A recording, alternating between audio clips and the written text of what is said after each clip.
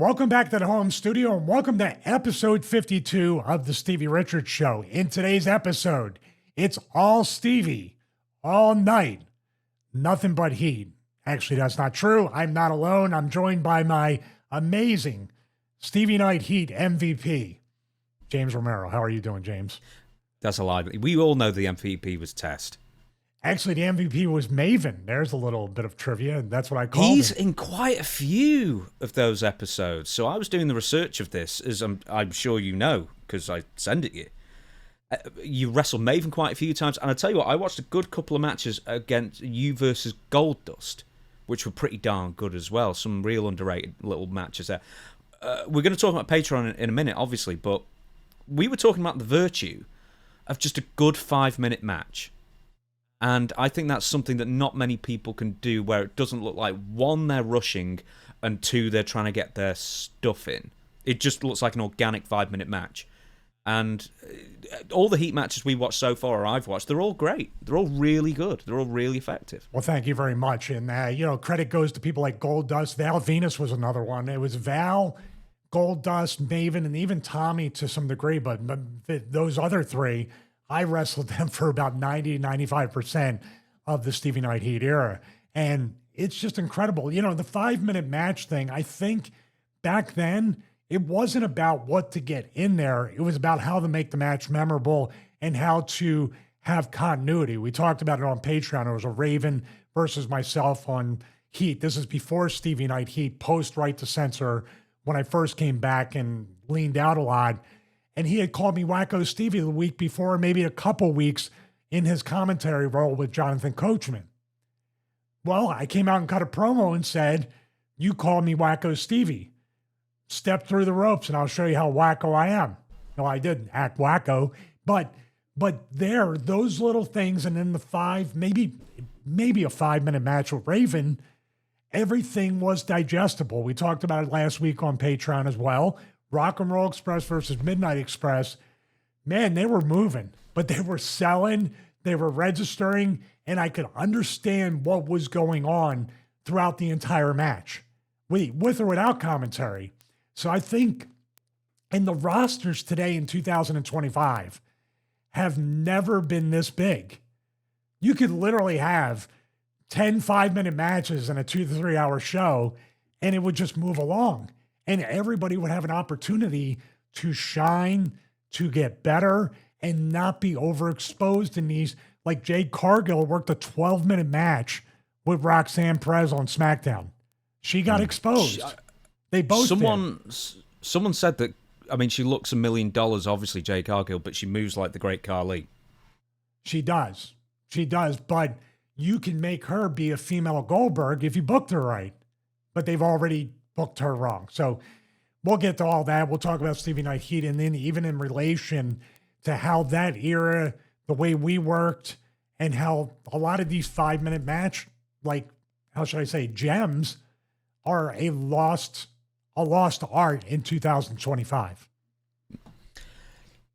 I was just going to do the intro, but you know what? I remember Bryan Danielson giving an interview some years ago, and, you know, he was so used to doing these 20, 30-minute plus matches on Ring of Honor and wherever else he was wrestling in Japan, and etc., that when he got to WWE, and it probably was like on a Heat or an equivalent of, or maybe even NXT, I guess, at the time, I don't remember, but they said, right, we need you to go out there, get a match done in 3.5 minutes, and he had a panic.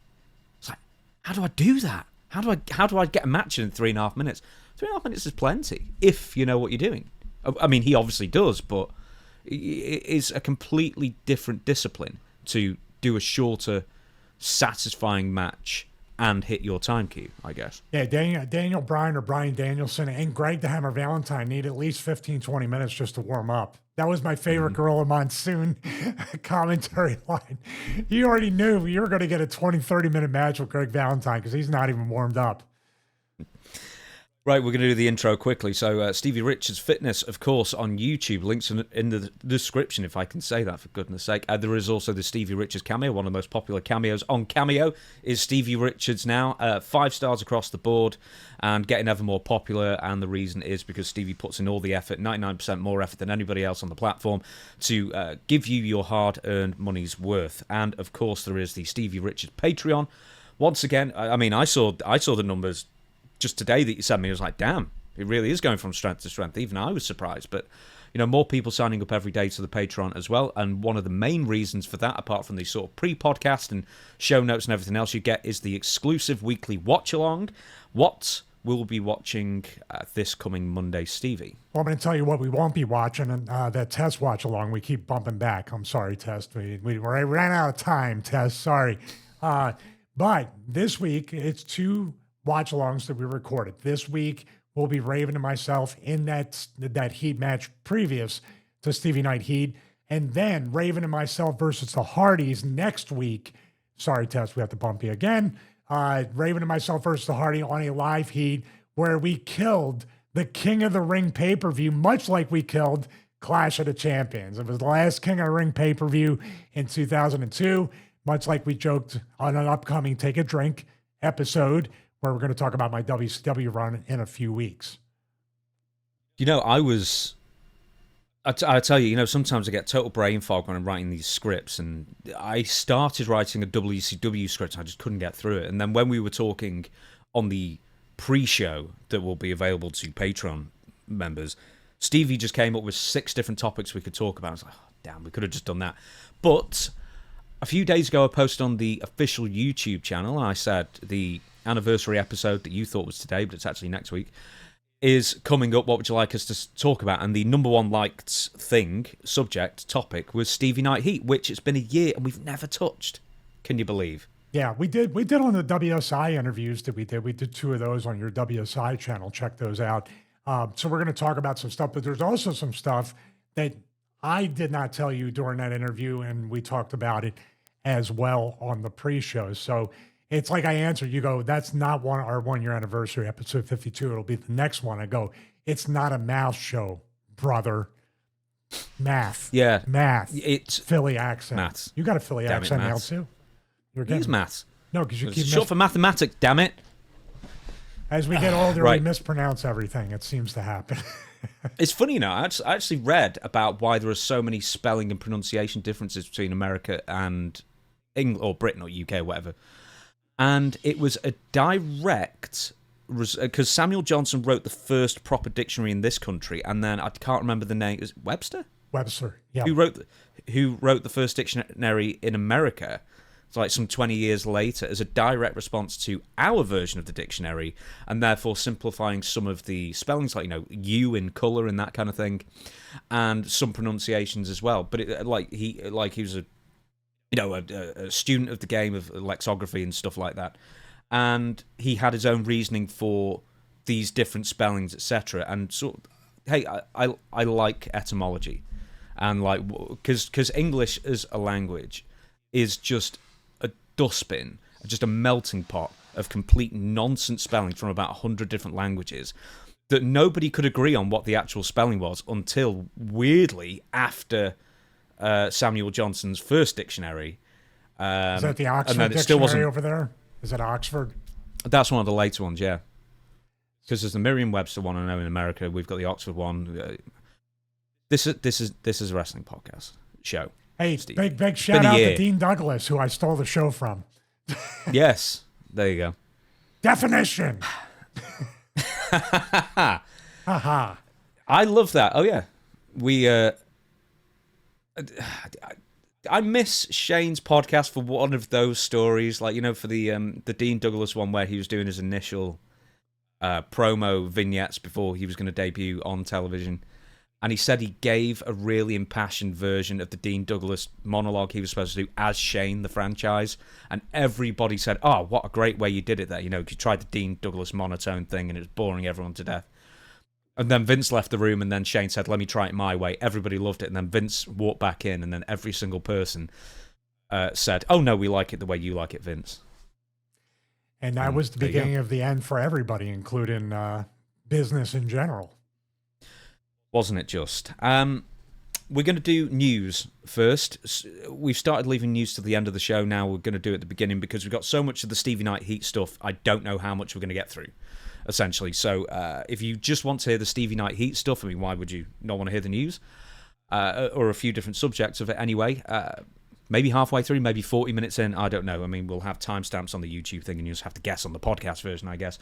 But gaming news, and somebody you feuded with in TNA, Abyss is making his debut in a WWE game, WWE 2K25, as part of the DLC second pack of downloadable content that 2K is releasing. And I wanted you to watch the video of the release announcement that I've sent you, so we can watch it together, I guess, and then you can sort of like see, give your passing grade as Dean Douglas, I suppose, of what you give the Abyss character in WWE and if they've done justice to him.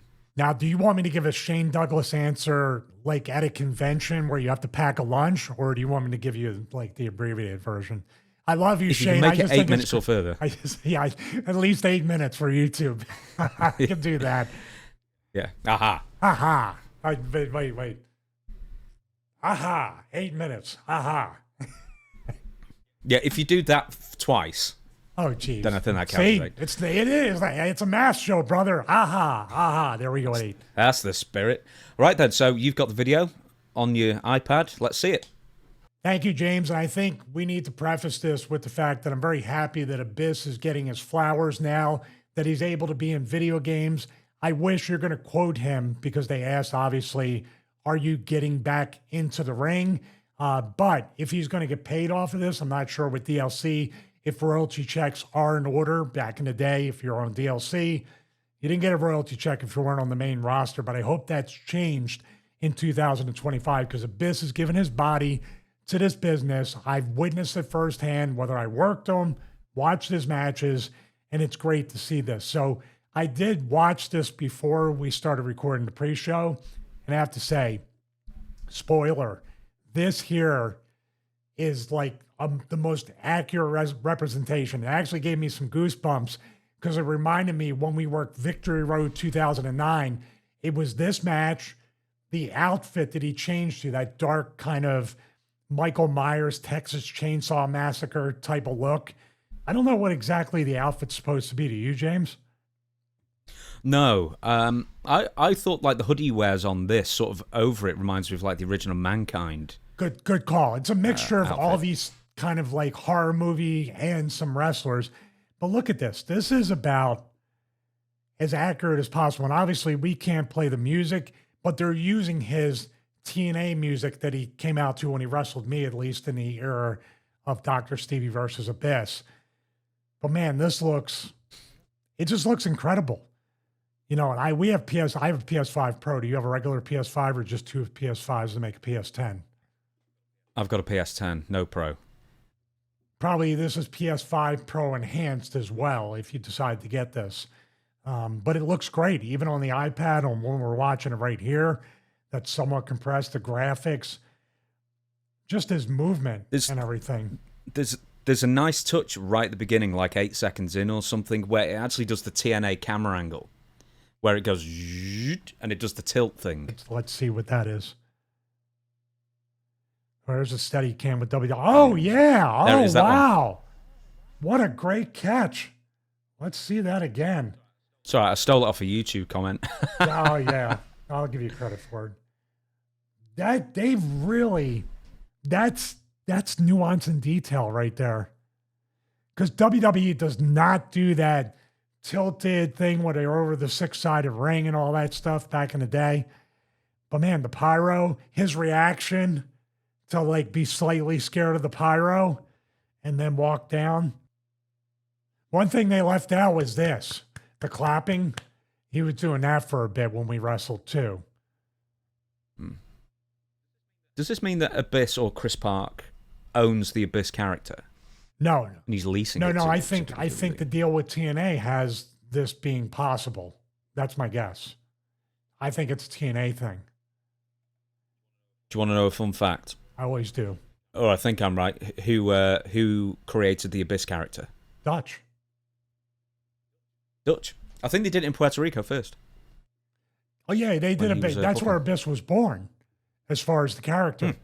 Yeah, I had no doubt Dutch had a lot to do with, if not the birth of the Abyss character, definitely the development. He was probably Dutch's favorite character, right? Yeah, one of them, I guess, because Dr. Stevie I mean, wasn't. you could just go nuts with it. With that being said, you mentioned this beforehand as well. Chris Park, formerly Abyss and TNA, was also asked when he was questioned, in fact, if he was done with wrestling or if he was going to make a return, and he said, to answer quite frankly, I'm done. I don't have any plans to ever wrestle again. Never say never, but I don't see it on the cards. I don't want it in the cards. I'm so happy with what I'm doing as a producer. You interpret first, because I think we're having the same interpretation of this.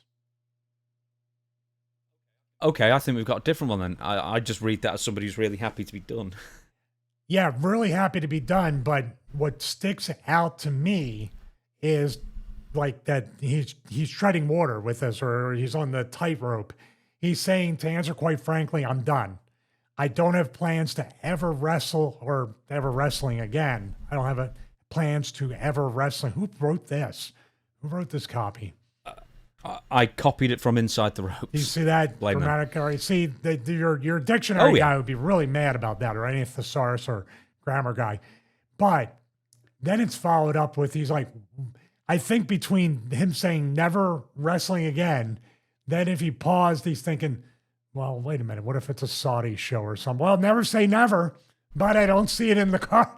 That's what I interpret it as. And then he goes back to, well, maybe I can get more money if I say, no, I don't want it. I don't want it in the cards. Do you see? There's a little bit of an inner dialogue negotiating going on with Chris on this.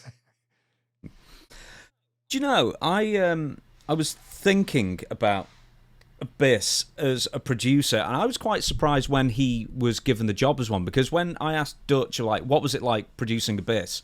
And I've heard it on a couple of other interviews as well. It's like, he's the kind of guy you'd have to reel in, because he would just want to do everything, every single, especially with the Monsters Ball matches. So I was actually quite surprised that he ended up getting a producer role, because I thought he maybe just getting older and he's got more restraint now. But do you know what I'm getting at as far as somebody who apparently didn't have restraint, at least in his career? Well, he's like a dreamer. A dreamer wanted to get shot in the middle of the ring. He's another version of that.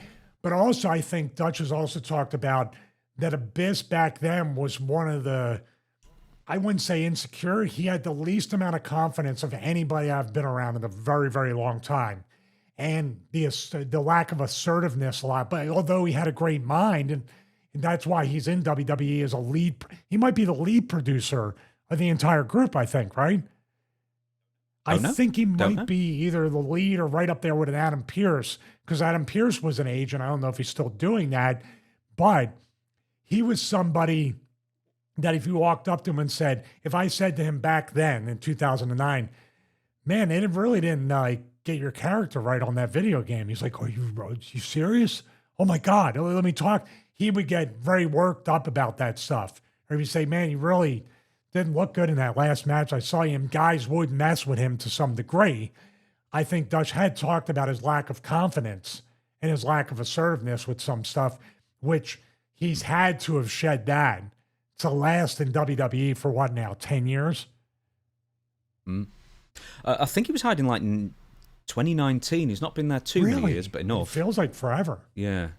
10 years. I mean, 5, 6 years there is 10, 12. It's like being in a war. Can you believe that the WWE, they did make offers to him a couple of times over the years to lure him over from TNA, and he never took it. I always wonder why. I rode from him from the hotel to one of the TV tapings when we were working our angle together, and they had talked about, he said they offered me the angle with Undertaker. He was going to be the monster in that to work Taker.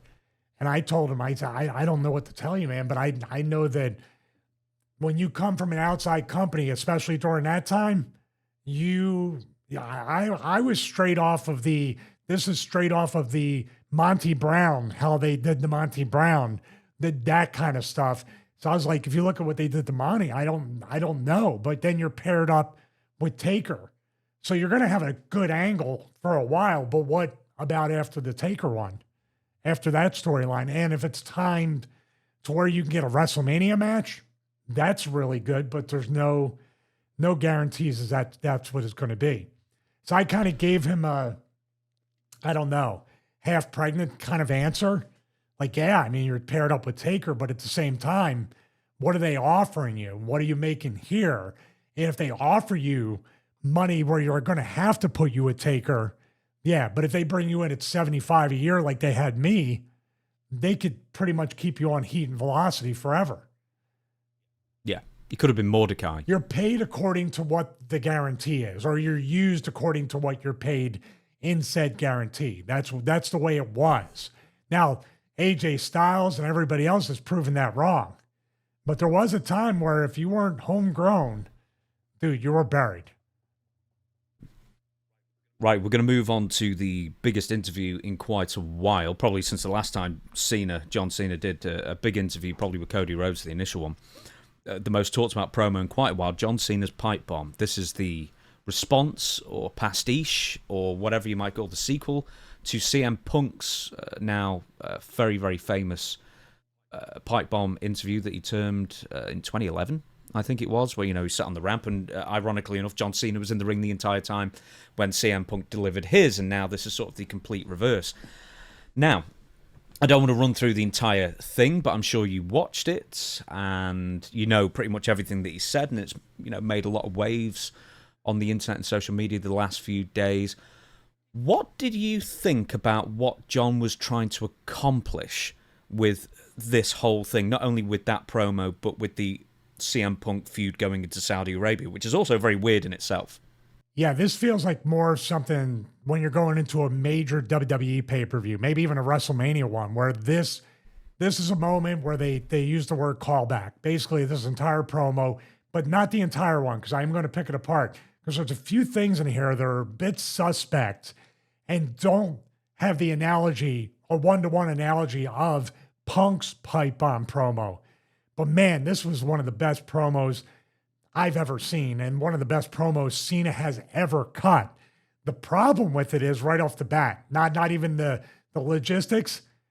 The people are starting to love John Cena now. Yeah, it was too good. they were cheering for the lines. They remembered. I mean, you have to say something about the wrestling fans remembering the Pipebomb promo without a package, with all this other stuff. You have to give credit that Punk's Pipebomb was that memorable that every time John Cena hit those notes to Twisted, that people reacted. That means they remember Punk's promo. That's something right there. That's 14 years ago. There's people watching the show that weren't even born when Punk cut that promo. So let's give both sides of the Pipebomb promo, both versions, the credit they both deserve, but especially Punk's right there. So what should we talk about first? Should we talk about the words, or should I talk about kind of how this is a what went wrong or what went wrong on purpose? Because I have a feeling that Hunter and other people sabotage Punk to a degree. Two ways. Let's take it straight from the beginning. 2 ways, the Saudi show and this promo. Let's do it chronologically then. From the okay, so John Cena puts CM Punk through a table splattered with Slim Jim, advertising all over it. We did that last week, by the way. Do you want me to run through little bits and you just stop me, or? I do. Yeah, if you can do that. I will say he hit him with the belt before the table bump, so there's 2 different things to sell. But for 11 minutes.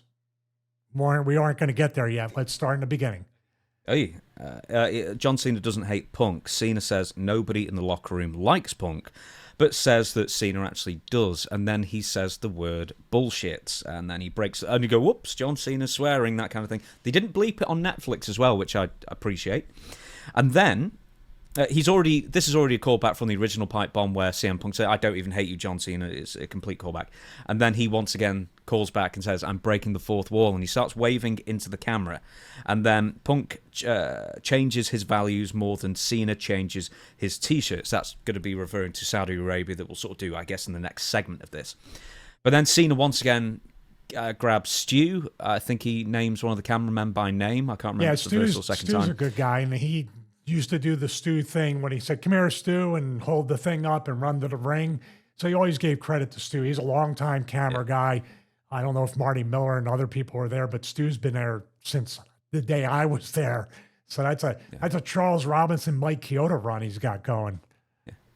Is he like a fairly big guy, black hair? No, he's just actually a short guy with brown hair parted this way, mustache, goatee. That's Marty Miller, is the tall, dark-haired one. Yeah.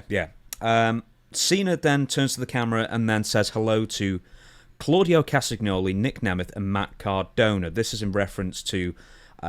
maybe I'm just being a bit dense. Was Cena referring to himself stepping on people's necks to get to the top, and then referencing Claudio, Nick Nemeth, and Matt Cardona? I don't even know. The name that would have stuck out to me, if that was the intention of saying those names, would have been Alex Riley, number one, first and foremost. I don't know if Punk stepped on them, because I thought Punk was really good friends with Matt Cardona back in the day as Zack Ryder. Him and Dolph Ziggler got along, and then the Claudio thing is just weird too. Maybe there's some heat back in ROH with Claudio and Punk, because they were both there at the same time. Yeah, I think it's Cena referencing people he so-called stepped on the necks to get. But then I would have mentioned Wade Barrett. I would have mentioned possibly Jake Hager, because Jake Hager really still doesn't like John Cena. Oh, I didn't know that. I didn't know that. Issues, yeah. There's quite a few people, because I was researching this for someone else, who have said on interviews that they had an issue with John Cena during the Super Cena era. Maybe even Ken Kennedy, Mr. Anderson. Let's say this. Punk that this is the direct analogy to Punk's pipe bomb promo of saying hi to Colt Cabana, which at the time you don't think now, but they were tight. They were like brothers back then. Do you think he's giving credit to three people who deserve to be back in WWE? Is it the other way around? I thought exactly that, because Claudio gets quite a big reaction. Nick Nemeth maybe slightly less, but then the crowd cheers the most, to my ear, for Matt Cardona. He was never even Matt Cardona. I mean, neither was Claudio or Nick Nemeth, I guess. But, WWE exclusive fans will know him as Zack Ryder. That's a testament to Matt, who has never been signed by TNA or AEW or anything, but just has his name out there so much that he's getting the biggest cheer of the three.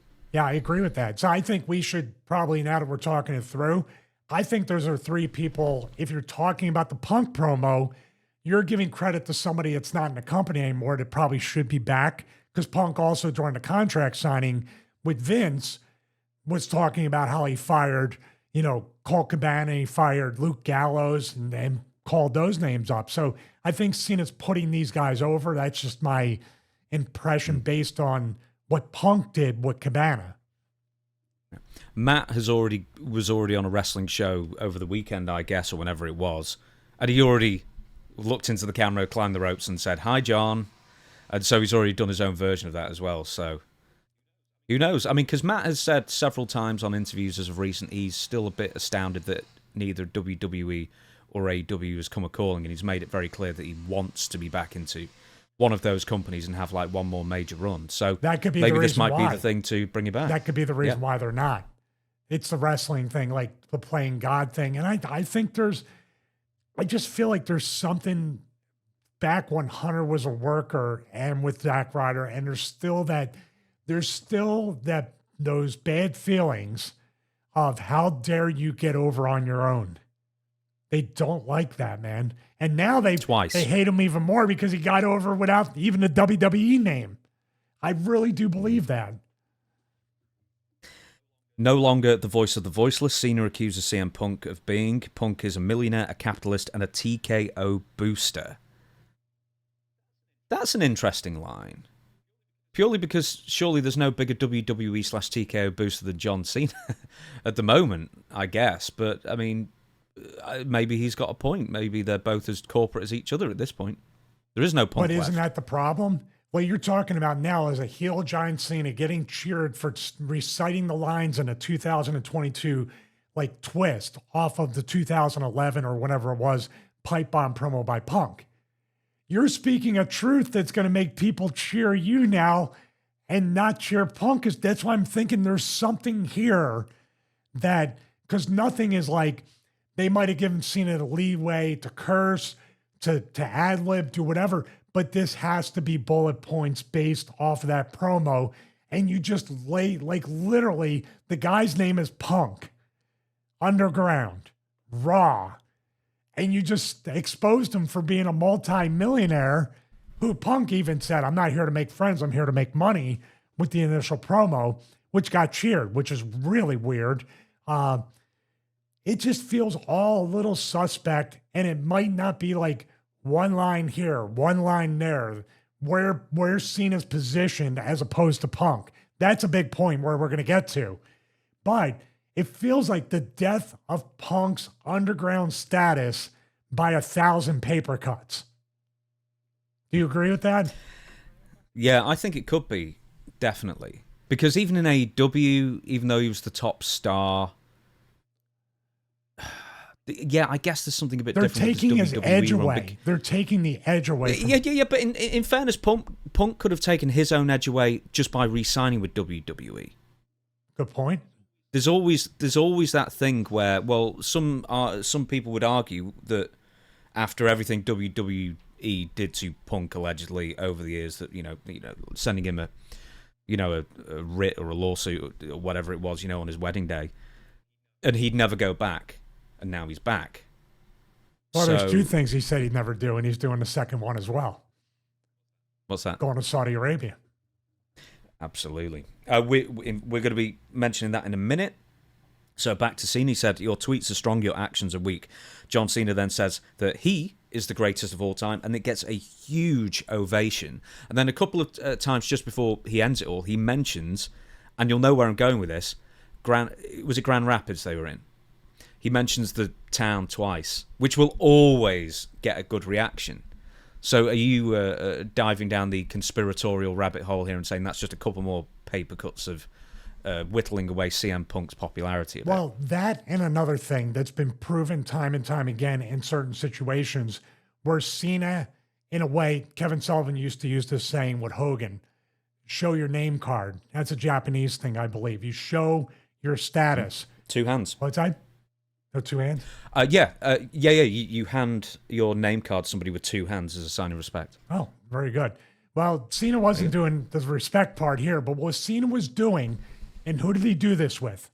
Austin Theory, Roman Reigns, and a few other times that I can't recall right now. But those two times when Cena is thought to be, oh, you're watered down, you're not as good as you were, here's the new generation, we're doing that, or they try to go low on Cena or say something, Cena comes right back and eviscerates them.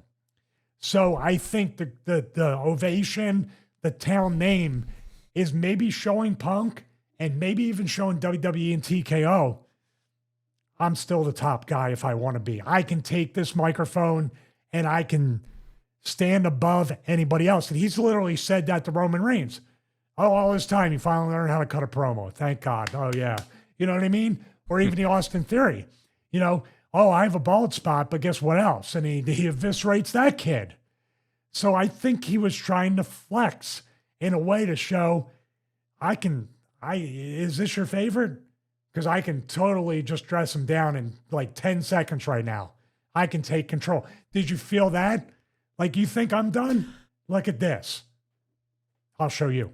Yeah, I'm wondering. I'll show you. I'm wondering if this is a TKO thing or a WWE thing, or is this a Cena thing, or if this is all mapped out with Punk say so as well to give Cena an edge. Because I think a lot of people after WrestleMania have sort of just this Cena heel thing isn't working, man. Because there's nothing organic about it. It made no sense. There was no rhyme or reason for it. There was originally, but then The Rock disappeared. But it's just like sort of like, I don't know, like a second stab at giving the heel turn some real meaning and some real bite. This is working, but you know what's working to do? Making the fans love John Cena. He's cool now. This is the same thing that happened to Roman Reigns. He was so cool and he was so smooth and he was so confident that you had to like him, even though he's a heel. I see the same thing with Cena. I don't know if could we potentially get, and it's too soon because Cena has to have his run, then his road to redemption towards the end and retire as a babyface. If this was timed differently, and we were talking about Cena had maybe a couple months left, I could see a double turn happening, like a Bret and Austin thing. And maybe we will still get a double turn. Maybe, just maybe, now Punk, who we guessed with the WrestleMania thing, or actually Backlash, I was guessing that Punk was going to sell his soul to The Rock and Punk was going to be a heel. Could we still get that alternative turn and that alternative storyline going? Because I dare say Cena's more popular than ever after this promo. Do you know, that would probably do John Cena better, because I guess as a heel, I mean, I'm not a worker, I'll never be a worker, so you correct me, obviously. You are more physical more of the time. As the babyface, you can fight from underneath, you can be the one being in the sleeper, you can be the one getting beaten down for the majority of the match. Therefore, physically, and it's obvious that John Cena's struggling physically, it would suit him physically to be a babyface wrestling rather than a heel. Yeah, and you're talking about gears too. And if as a heel, you have to certain gears, and then the highest gear has to be you bumping and feeding. And John's a pretty big, thick dude, so bumping and feeding is kind of hard to do at that pace to pick it up. Of course, Punk is also advanced in age as well, so you have to measure this out. This is kind of like you talked about the Triple H Undertaker match on that King of the Ring 2002 on Patreon. Similar styles, similar gears, similar moveset. Some kinds can make for a boring match. You need to have the difference right there. I think it can't go without saying that we should talk about the logistics, unless you want to go through the rest of the promo and really talk about this, because it ties into him selling for 11 minutes, Cena in the ring. That's a big discrepancy from the original Pipebomb where Punk was on the stage. Also, if you want to split hairs, Cena's table bump in the corner with the table over him, it looked like more carnage that he was underneath. Here it just looks like Punk is literally taking an 11-minute nap. And Cena's like 4 feet away from him, like over him on the turnbuckle. Punk was at a distance. Cena had a close-up. This literally looked like Cena is just standing over Punk's lifeless body for 11 minutes, taunting him. And Punk is becoming more unconscious as time goes on. Did you feel that way? Yeah, 11 minutes is a hell of an acting job. I'll give it to Punk. Because, like, to continuously go to grimace for 11 minutes straight in a live setting, that's difficult. I would want to roll over and start crawling towards Cena slowly to at least have a visual that I'm trying to get to him. But laying there, and like, this is where we talked about on the Russo show. This is where we're at a point where, once again, are we hitting that alternative theory kind of territory? Nobody sells anything anymore. Jey Uso and Cody Rhodes were hitting finishes on each other and getting up and firing up afterwards. Now in the same week, 3 days later, you expect Punk to sell for 11 minutes. Let's use another analogy. 1-to-1 with the table bumps. Rhea Ripley takes the table bump off of Raquel Rodriguez, off the Tejana bomb, right? But was it the next segment? She's on her feet yelling at Adam Pearce. You're left with Punk still laying there as Cena takes his time and says, "Hey, USA, you can keep the other 2.5 minutes. I don't need them." Okay? Do you think this is all, and I know you do you think this is all carefully, carefully worked out to make Punk look weak? Yes. I think Triple H is so petty that he has not forgotten. He never forgets this. Or they just want to teach him a lesson as a company that, like Vince used to famously say, he said it to Russo when he came back in 2002. He said it to multiple people, and you've probably heard this in multiple shoot interviews. You got to eat crap, pal. This is Punk eating crap. And maybe they lulled them into a couple of false senses of security with the Drew McIntyre promo, which I think is both their best work to date. Punk and Drew as far as a blood feud. And then we're going to give you the main event night 1 of WrestleMania. Of course, you're going to be a gloss over because Seth is turning and going with Heyman and making the match completely forgettable. Do you agree with that assessment? Mm-hmm. Yeah, hopefully Drew will come back soon enough. But where do you think this whole storyline with John Cena and CM Punk really is going? Because it can't be completely effective without knowing all the backstory to it.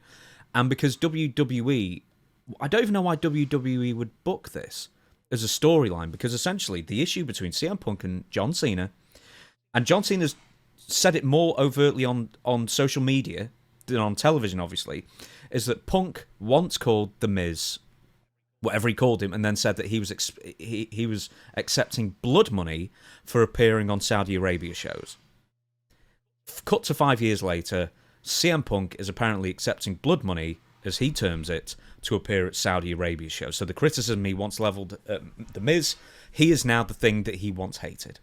Is that one of those things where, and that could turn into a heel turn? You live long enough to, you either die a hero or live long enough to be the villain. We're going to complete each other's sentences. You got to see The Dark Knight. You said you haven't seen it, or is that The Dark Knight Rises? I saw it at the cinema. Oh, Dark Knight Rises. Is that the one you have? Yeah, I'm not. I still like it. It holds up. Yeah, you die a hero, or you live long enough to become the villain, or you tweet as a hero and then you accept the booking to become the villain. How's that? Yeah, I mean, that could all play into a Punk heel turn because it's the only place to get Punk as over or more over. You know why? Punk is in the worst spot ever that you can be in as a babyface with a guy who just turned heel, just won the world title, still has somewhat of a little bit of an angle with Cody, and is on a retirement tour. And you're one of the first challengers. Oh, I don't know what's going to happen here. They set up Punk to fail. How many times is the heavyweight? They set him up to fail. How many? Do you know, funnily enough, do you know who wrote about that many years ago? Bret Hart in his book, You Never Want to Be the First Challenger. Never want to be, that's the Stevie Richards spot of title shots. It really is. That's like Randy Orton debuts on Raw. I'm in the ring. Oh, that Punk might as well do that in Saudi Arabia. The Barrio.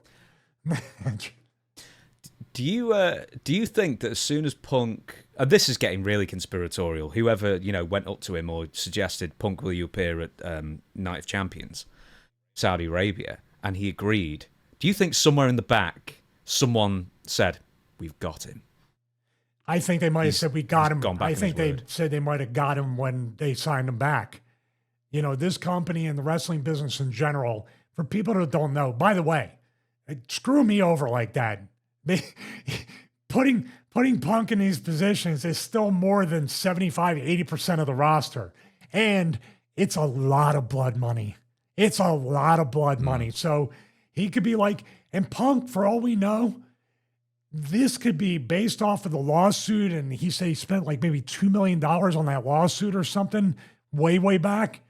This could be replenishing his bank account, his investments, his retirement fund. He could be back into, we don't know what kind of deal they signed him to. He's essentially, this is a Tommy Dreamer line, and I'll say it in his voice because people enjoy it. Did you know, wacko, they're paying you for your misery? They're paying you for your misery. They're paying you a lot for your misery. I tell you what, compared to a person working 12-hour shifts for minimum wage, that's misery. What you're being paid for is an entitlement. It's a gift. So you can play on this. I just think right now the only way Punk is going to stay as over as he right now, outside of winning the title at Night of Champions, not going to happen.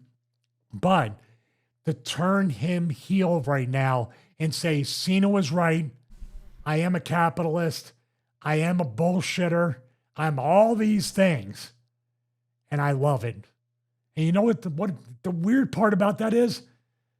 He'll be more popular than ever and sell more merch than ever. Do you know, the thing with Punk is I think he still is the most divisive person in wrestling. Because, if you have an opinion of him, it's generally a strong opinion. And I'm not sure how many people would be swayed.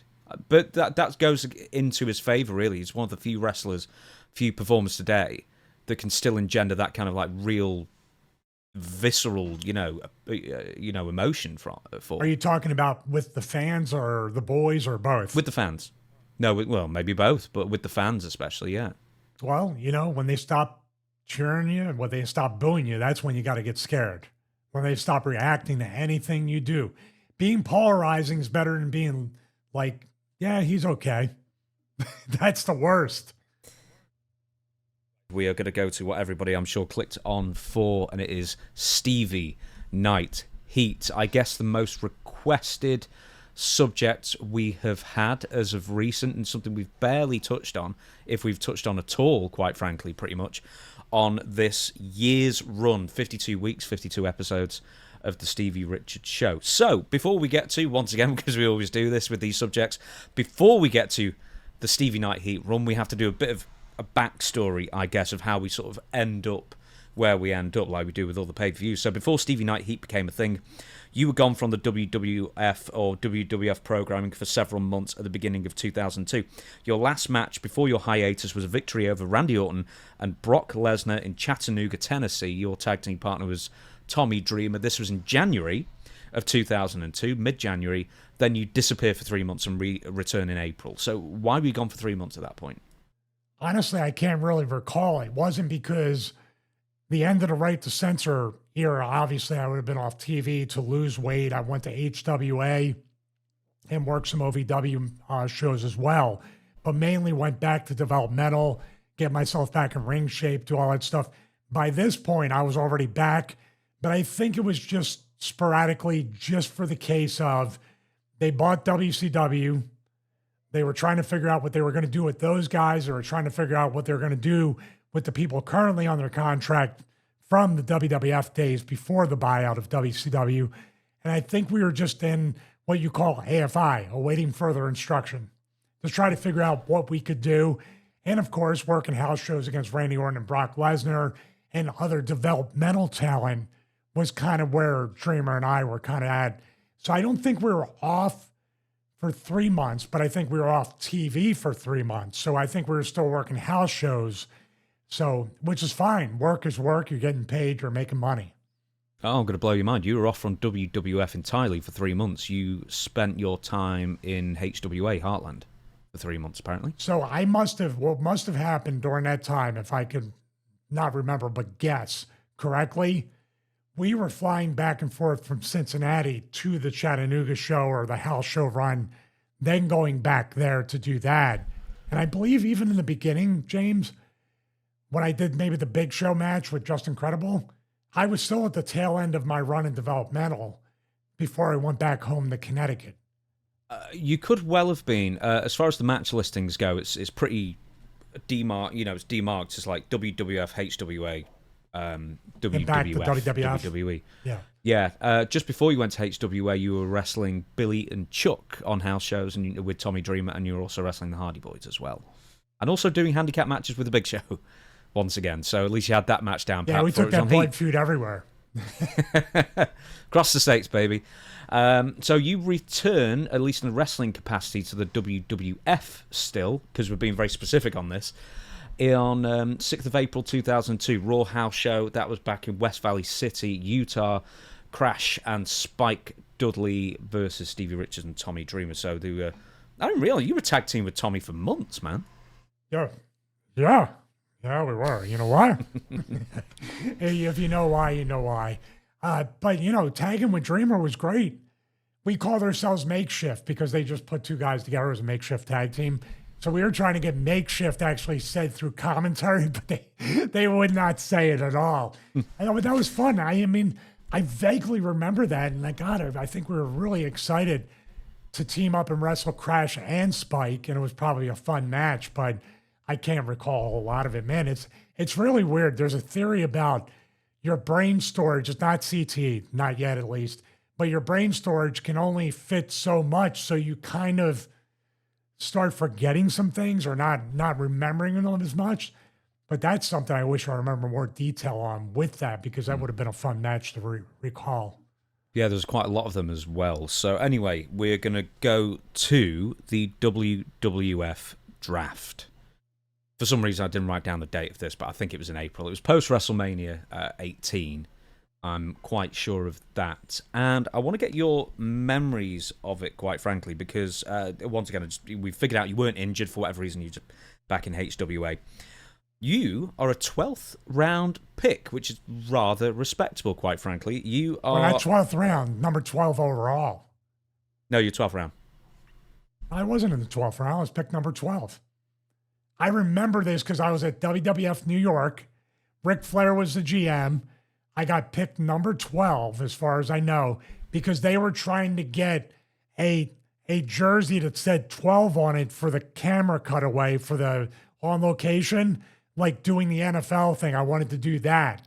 And they were trying to find any like knockoff store down near Times Square to get a number, to get a 12, which, by the way, is my favorite number for football. Randall Cunningham, Terry Bradshaw, other people.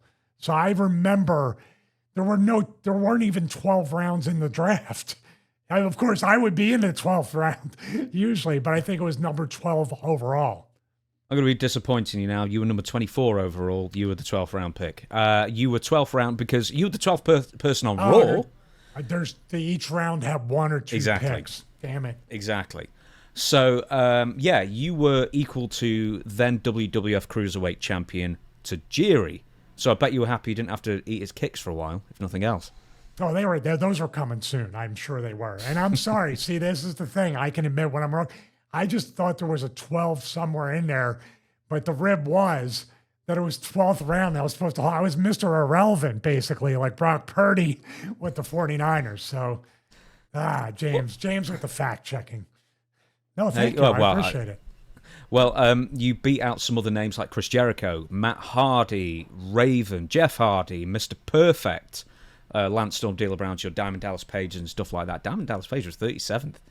Damn, I mean, that's how much his that's how much his stock had fallen in 8 months. Hey, this is all fake and subjective. Somebody must have liked me to put me in that, or it was a rib to get all the other guys mad at me for going before them. Hey, if nothing else, this will cheer you up. Tommy Dreamer was 52nd pick overall. I know, but I was technically a draft bust. So, yeah, I'm sorry about that, Rick. That's what started me and Rick at odds, because he drafted me and I let him down. I'm glad you mentioned Rick as well, because I actually just ran Ric Flair or Vince McMahon or whoever the F was GM at the time. I couldn't remember. Because Vince McMahon took over... No, he was on SmackDown at one point, wasn't he?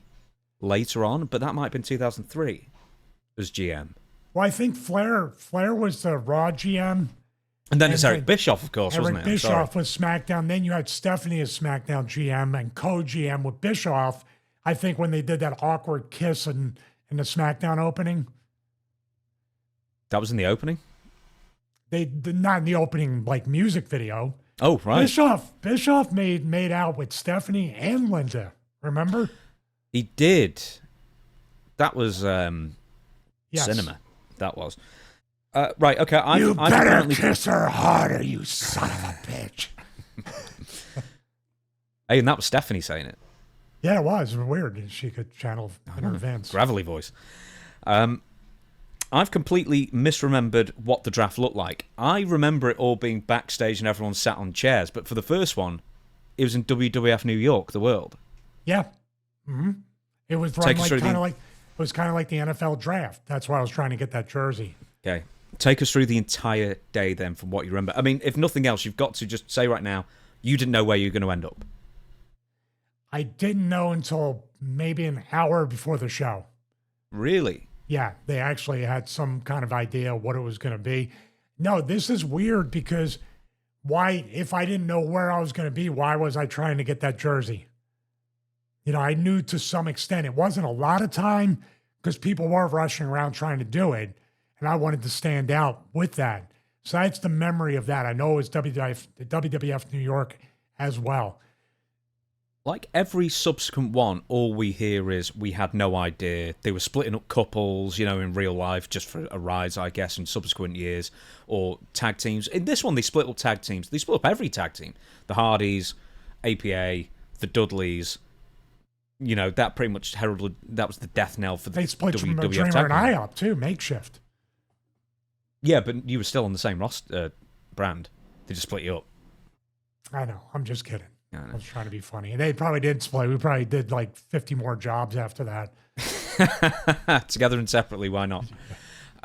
Okay, so take us through the entire day then from, I mean, when did you even first hear of the draft? Did you think it was a good idea at the time? Well, being a football fan, I thought it was really not a bad idea.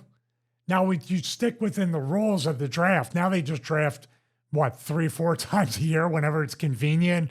They have a draft and then the wild card, and people turn up on both brands for no reason. And that's kind of what ruined it early on, is not staying within those guardrails of what a draft is. I also think this.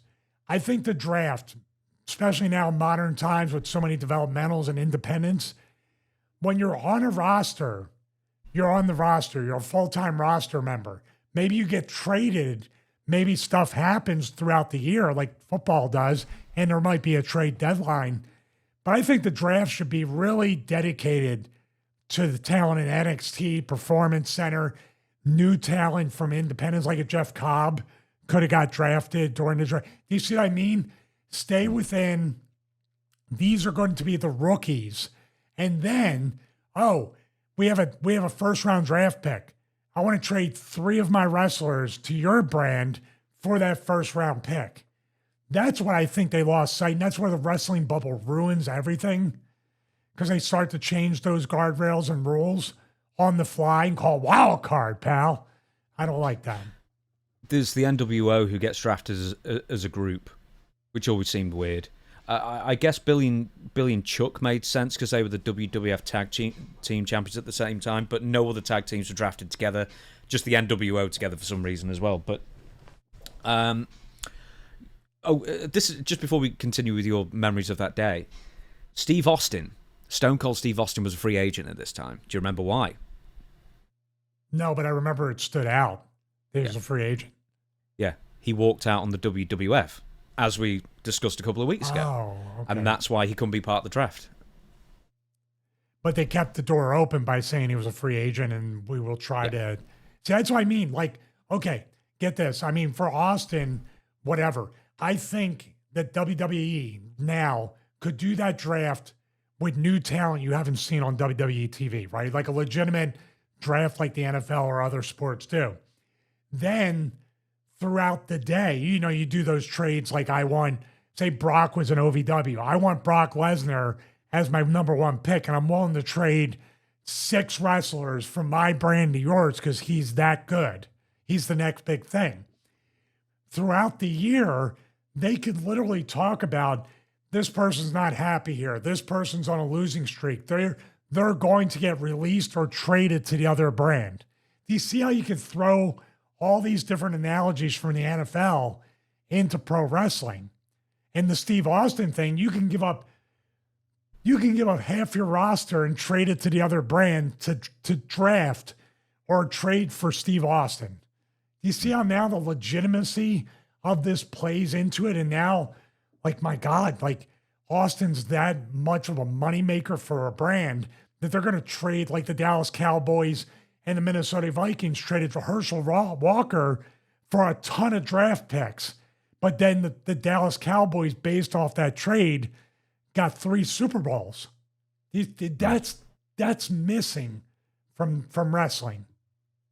Do you remember when Triple H got drafted to SmackDown a few years later, and he was so upset to be on the B show at the time that they ended up having to like storyline, send him back, and then trade a bunch of people? Yep, 100%. Where were you at that time? I can't remember what year that was. Yeah, I was drafted in the 25,000 round or whatever. Where was behind I? Stu, the cameraman? That might have, was that the year that they were 2002 or so, or 3 or 4? They were doing an angle with Shawn Michaels. This just came up on WWE Vault, and Batista and Hunter were waiting outside. It was Washington D.C. I remember because Batista's hometown, and they go, there he is. I was getting out of the car, and they thought it was Shawn Michaels, and he beat me up. And then they showed the fact that it was me, and they let me. I will say this, neither one of them touched me. They took care of me, you know what I mean? And I said, no matter what, personally with Hunter, That's a guy I'd want to wrestle every day of the week, as far as safety. That was 2004, by the way. You got drafted, and then drafted back, I think, pretty quickly, if I'm remembering rightly. Anyway, okay. So your memories of I think it was the World at that point. It wasn't WWF New York, I guess. We should talk about that horrible restaurant. Apparently, the worst horrible restaurant. I love the food. Okay, right. That had the worst reviews of anywhere like in the New York area, I think, for food. I think like one of the big newspaper critics, food critics, went there and just like gave it the worst review ever. I don't know. Maybe they treated the wrestlers differently because anytime I ate there, it was great. I remember one of the first time, the Right to Censor era, when Chris Angel was there and he wanted me to see his act with the meat hooks off his eye. I was like, no way, dude. But I remember the food being very good. Another WWF New York memory that we might have to do a watch along is at the end of one of the Heat episodes, I was there with Taz and Michael Cole, and they had this big glass top with box trusses as the table legs. And for some reason, I said, I'm just going to go for it. And I literally went around the table as they were trying to close the show, grabbed the camera and said, look into my eyes. They're trying. This is not good. I started doing the Right to Censor thing. One of the Jimmy Noonan, I think, one of the security guys grabbed me around the waist, started pulling me. And I said, I'm really going to go for it now. I knocked the table over, broke the glass top, everything. I just started kicking and grabbing the camera. It was crazy. It was cool stuff. And it's recorded. You've got the footage. I don't have the footage, but that site that you got the Raven match from, it's probably on there. We can do a watch along. Right. Okay. Challenge accepted. Okay. We keep avoiding this. So the day of the draft everybody itself. loves our No Mercy thing where we talked about the belt. He does though. Shelton Benjamin did do that. Yeah. Everybody, besides Pockets and Plumber Moxley, which I pop for, never gets old, along with Stinky Face Podcast. That will always cheer me up. That the Stinky Face Podcast with Rikishi. Okay, right, I keep asking something, and then forgetting about it. So the day of the draft itself, your memories of it, apart from the number 12 jersey. Yeah, nothing really, except when you went to WWF New York or the World or whatever you want to call it. Everybody treated you like royalty as one of the talents. They treated you like a star. Did you eat for free? Eat for free. They give you swag all the time. It was really a good experience. And of course, you're not taking any bumps.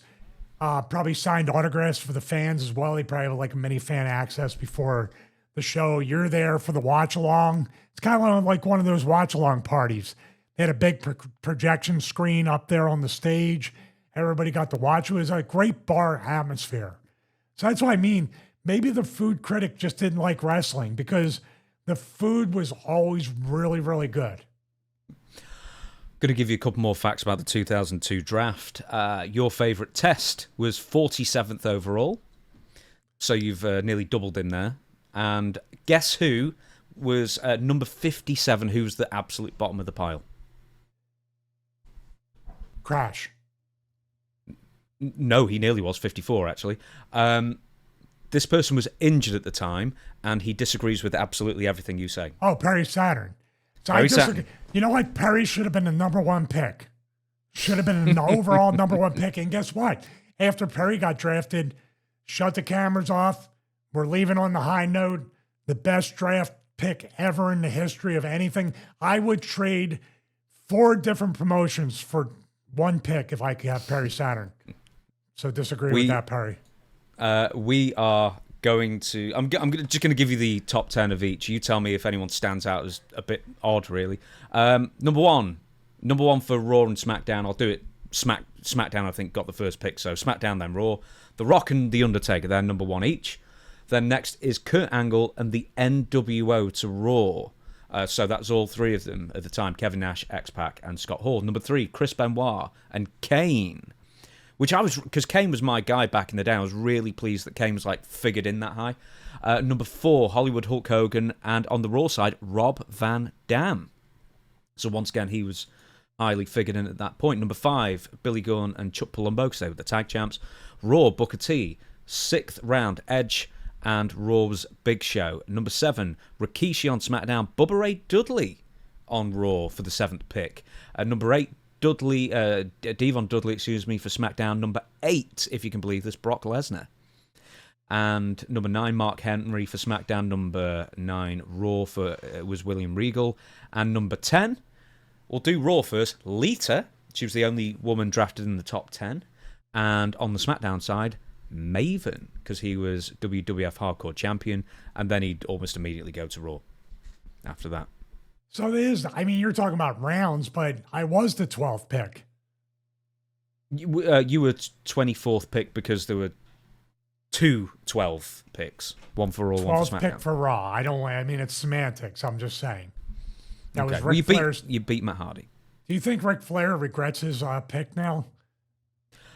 Well, he probably regretted the NWO more because they were attacking him every week at the time, I seem to remember. So I'm going to draft him to my show. And welcome to wrestling. Gotta keep a close eye on these guys as they beat me up. Have you seen the tweet? Okay, this is just about Rick, very briefly, so I'm just going to put Flair. Are you talking about in the bar? Yes, have you seen that Reddit post? My friend Ben Hameen had sent it to me, yes. Very good. Okay, we don't need to mention that then. Right, we are moving on. So we've talked about the draft, we've talked about everything. I was actually going to ask if you learnt about anything on WWF.com for the supplemental draft, but I guess that was for subsequent years, I guess, and you were part of the restaurant WWF World Picks. Yeah, that supplemental is just kind of like a kick in the nuts for people already, Yeah. Coming up, Stevie Night Heat. Must see Stevie. You actually said that on a promo. I'm going to say it again. Must see Stevie. It's so funny, the name Stevie. And, I give Raven credit because I was going to say Steve, but he said Stevie because he goes, you'll be able to do all sorts of stuff. Stevie Plex, Stevie T, Stevie whatever. Put your name. I used to name the moves in ECW after myself, and they were general basic moves, but it was just pretty cool. And then that's the birth of that kind of, I guess, festered into this the monstrosity. Must see Stevie all night, nothing but heat, stuff like that. So when is the germ of the idea of... Because I said this to you, I don't know if it's the Patreon or whatever, you were on Raw constantly. You were on Heat and Raw like every single week, so you were working pretty much double duty every single... I guess, obviously, you were paid double for that. Well, you're not paid per match or per appearance, it's per night. Why did I start Stevie Night Heat? Well, even though I was on Raw and on Heat, all I was doing was putting people over. I was never featured in a role where I got to talk, except for the one thing with Raven that we watched on Patreon. It was just one of those things that I wasn't being used to the best of my abilities to contribute. And for a creative outlet, because you get to a point where it's such a mind F that you start to doubt yourself, you start to get rusty, you start to not think you can cut a promo, you not think you can have a proper storyline. I wanted to prevent that from getting too bad and have my creative output, and also maybe help some of the other talent on Heat feel like they could get over, and maybe somebody would see it and say, why aren't we doing more with all these guys? And here we are. The opposite kind of happened in the end. That'll probably be for part 2 whenever part 2 happens for this. But do you remember the first, is it like an official start to Stevie Night Heat? Do you remember a specific segment or match that you thought, this is the sort of Stevie Night Heat era starting? I'm not sure if I just started coming out and saying it, or if I can recall correctly, it might have spawned off of Goldust because we started calling it Stevie Night Heat in the locker room with the boys that were always on it. It must be your show, Stevie Night Heat. And I was like, oh, that's good. That's what I'm going to call it. I believe it was Dustin was there and I was trying to pitch it to Victoria and he came up from behind and made fun of it. And then we had our match and then we were off to the races. And we had already had one of the matches I had before Stevie Night Heat was the week after the Singapore Cane match where I got all those staples where I would wrestle Dreamer. He hit me with the cane and basically it was a flap. And the next week, JR and King put it over on commentary that I got staples in my head and I was wacko and all this stuff. and I wrestled. I think that was Detroit, Michigan. I'm not sure. I wrestled Goldust, and I remember like that was a Heat match. Or no, it was Raw. I'm sorry, it was Raw. But I started to do more stuff on Heat with Dustin, and that's when I kind of said, "Well, I'm going to make this my show." You were wrestling Tommy Dreamer incessantly around May and June. And that was a Raw match. Like well. Singapore Kane match, then Singapore Kane versus Chair was in Washington, the state, Washington, I think, Seattle or Tacoma, Washington. Nuts, I can't find it exactly. I'll be able to find it pretty soon, but there's a series of hardcore title matches. The Singapore Kane match initially was East Rutherford, New Jersey at the Meadowlands because the fans were into it. Yeah. So it was a good spot to do that. The date for the Goldust match is 10th of June in Atlanta, Georgia. So if we're saying around that time, we think? Well, there's 100 Goldust matches that we did. So yeah, probably around that time. Specifically the singles match on Heat, I guess. So that might be the first one on Well, Heat actually, I think the first match we had where I got the idea because JR was on commentary and put over the fact I got the staples in my head from the Singapore Kane match. That was a Raw match. So like you said, I was working both shows at the same time. Okay, then. So when does... I know you said this on previous episodes where, you know, nobody was paying attention, so you managed to get away with all this stuff for so long. But in the beginning, someone must have noticed. And I'm not talking about maybe not Vince or someone like that, but was there a writer who noticed? I mean, were there any matches being booked to accommodate Stevie Night Heat in the long-running storyline? All right, if I can recall correctly, I'm not sure. It might be in a chicken and the egg thing. I started to experiment and see if I do get a pre-tape, I'm going to start talking about Stevie Night Heat. All Stevie, all night, nothing but Heat. Also, Coach and Al were totally on board, so the commentary was covering it. I was doing kind of an alpha and beta test on both ends to see if anybody's going to come up and say, what is Stevie Night Heat? Or Al and Coach saying, yeah, Kevin Dunn or whoever said, what is Stevie Night Heat? Don't call it Stevie Night Heat. After a couple of weeks, nobody said anything to any of us. So I was like, okay, I'm going to talk about it more, but I'm going to go to the seamstress and have the pink tights and have Stevie Night Heat written on the tights. And I'm going to clue Stu in and Marty Miller, who are still there. Hey, when I come out on the ramp, I'm going to turn around, get a tight shot of my butt because it says Stevie Night Heat on it. Let's see if they notice that. Now, mind you, Vince is in Gorilla, or Gerald Briscoe's in Gorilla, or whoever's in Gorilla. The agent's in Gorilla. Nobody's saying anything. Let me start getting a little more daring and start trying to create my own pre-tapes with Coach and Al and see if we can squeeze them on the show. They're on the show. The matches, that's an excellent question. Based on the matches I was having, I had the angle in the pre-tape because I really only wrestled less than a half a dozen people. Dreamer, Maven, Spike at times, Goldust, Val Venus, throw in Tajiri or somebody else here and there. A tag match with Victoria. You have Trish involved. We can figure it out. So it was like a rotating roster of the same people. So I could just plug in whatever angle with this person. Or like one of the things where I just did it, dude, and Al and Coach were figured in, and the agent didn't say a word about this afterwards. La Resistance was on Heat. And out of nowhere, for no reason, I came out and did commentary on their match. And then ran down to the ring and gave them kisses on each of their cheeks and then ran off. Another thing that I just did, Goldust had a match and I was off. Legitimately, I had nothing to do. I booked a pre-tape with a guy, Russ, who's a legitimate PA, and said, hey, Russ, what's my match tonight? He goes, you're not wrestling tonight. And I go, what? And I said, I started getting mad. Goldust is behind me. He took my match. And guess who the match was against? Ken Phoenix, later known as Spirit Squad, Ken Doan. Little fact. But what happened was, on our own, booked Al, Coach, Goldust, Ken Doan, and myself, because Ken had to be clued in. He stole my match. I walked out on the commentary and started complaining, saying, "You stole my match. You stole my match." After Goldust finished Ken off with a power slam, I ran in, Stevie kicked Goldust, put him in the corner, and gave him the Shattered Dreams. Mind you, they're shooting all this.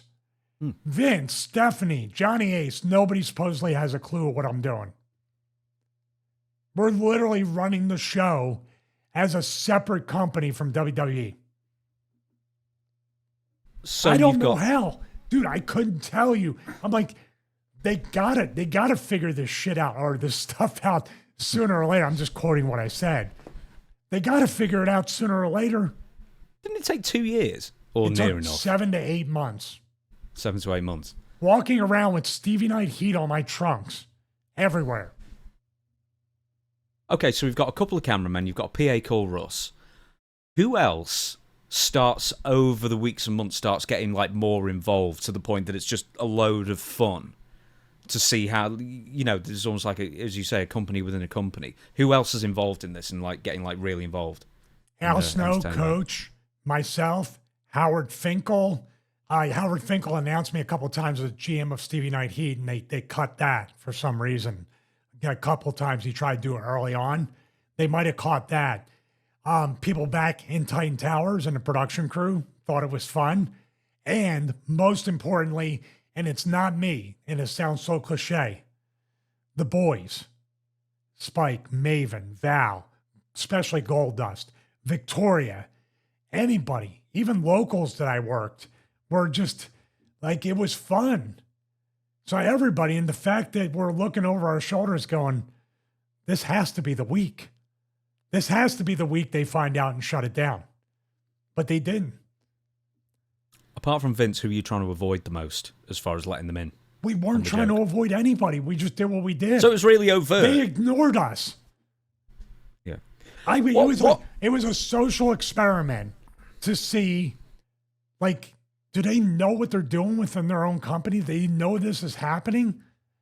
I was amazed when we would do a pre-tape and it would air on Sunday. Like, okay. When did you record the pre-tapes then? Because obviously, you know, the crew are going to be busy with Raw stuff as well. Monday, but so when would you... before Raw. I know that, but like, when would you snatch and what time of day? When there would be like some downtime? Whenever. They would just be like, here's what you got. I think what happened is that the agents were on board with it after a bit because they just assumed Vince had cleared it. Like, nobody ever said, like, hey, does Vince know about this? Because it's already been on TV. So it was kind of one of those things of miscommunication that was actually beneficial to us.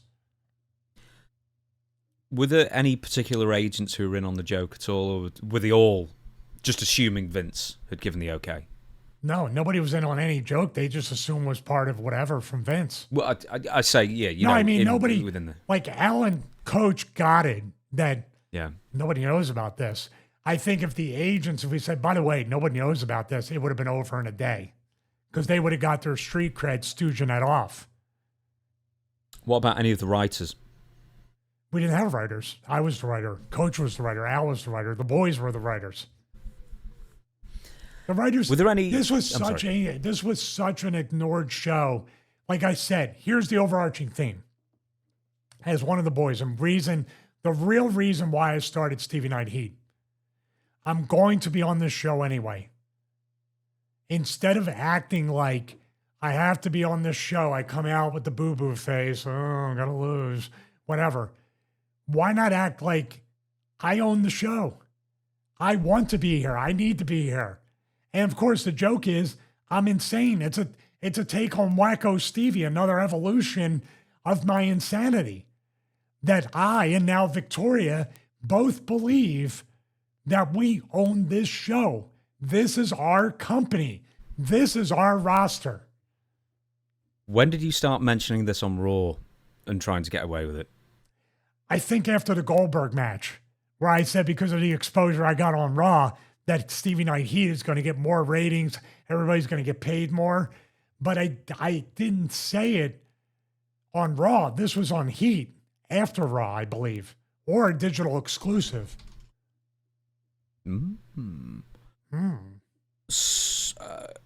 Any other segments that you didn't mention already that I'm just actually, do you know what? I'm just going to look at the WWE Heat ratings for 2002, and they're not too dissimilar to what SmackDown's getting now.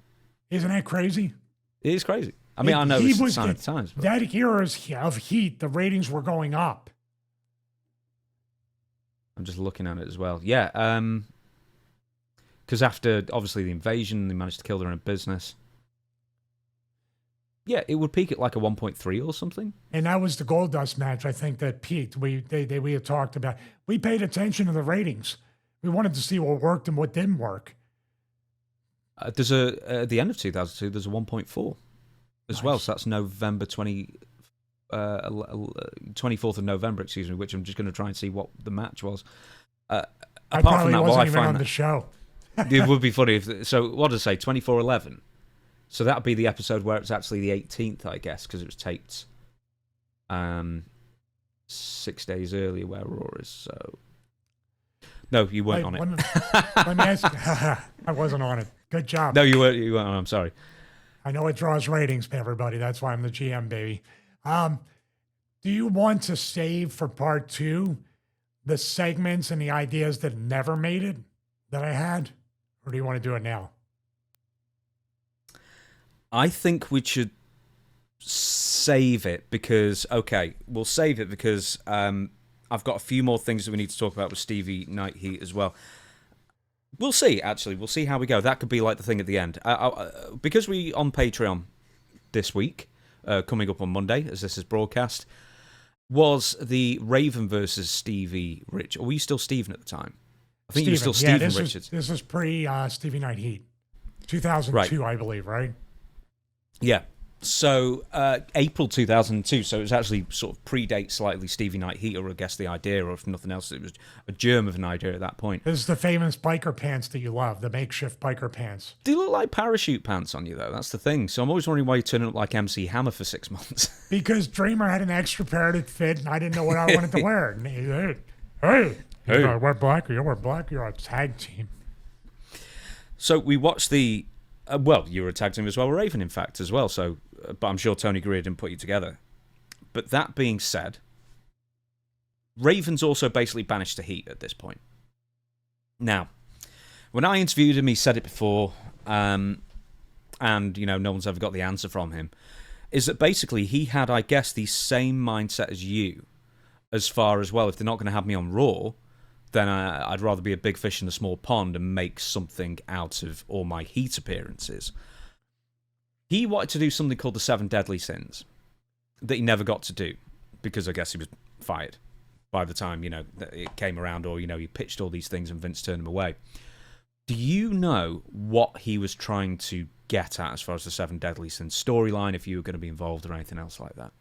Yeah, and I would reverse that. I would invert it, that I got the idea from being a protege of Raven. Like that, how should I say, that mind that I have to try to make a positive out of a potential negative, I learned that from Raven. So it's not that he got it from me. I got it from him way, way back in ECW, just the foundation for that. The 7 Deadly Sins, I believe, were going to be angles for each deadly sin. Like a person he wanted to work with. And obviously it was going to be a top guy. It was going to be somebody on the main roster. I believe he was on Heat because he lost a loser leave Raw match against Dreamer, correct? That's why I think he was on Heat. He lost a loser leave Raw match at some point to Dreamer. So the idea is solid, dude. The idea that he told me, I remember in catering him telling me about it, it was solid, and you're giving yourself 7 angles over the course of how many years.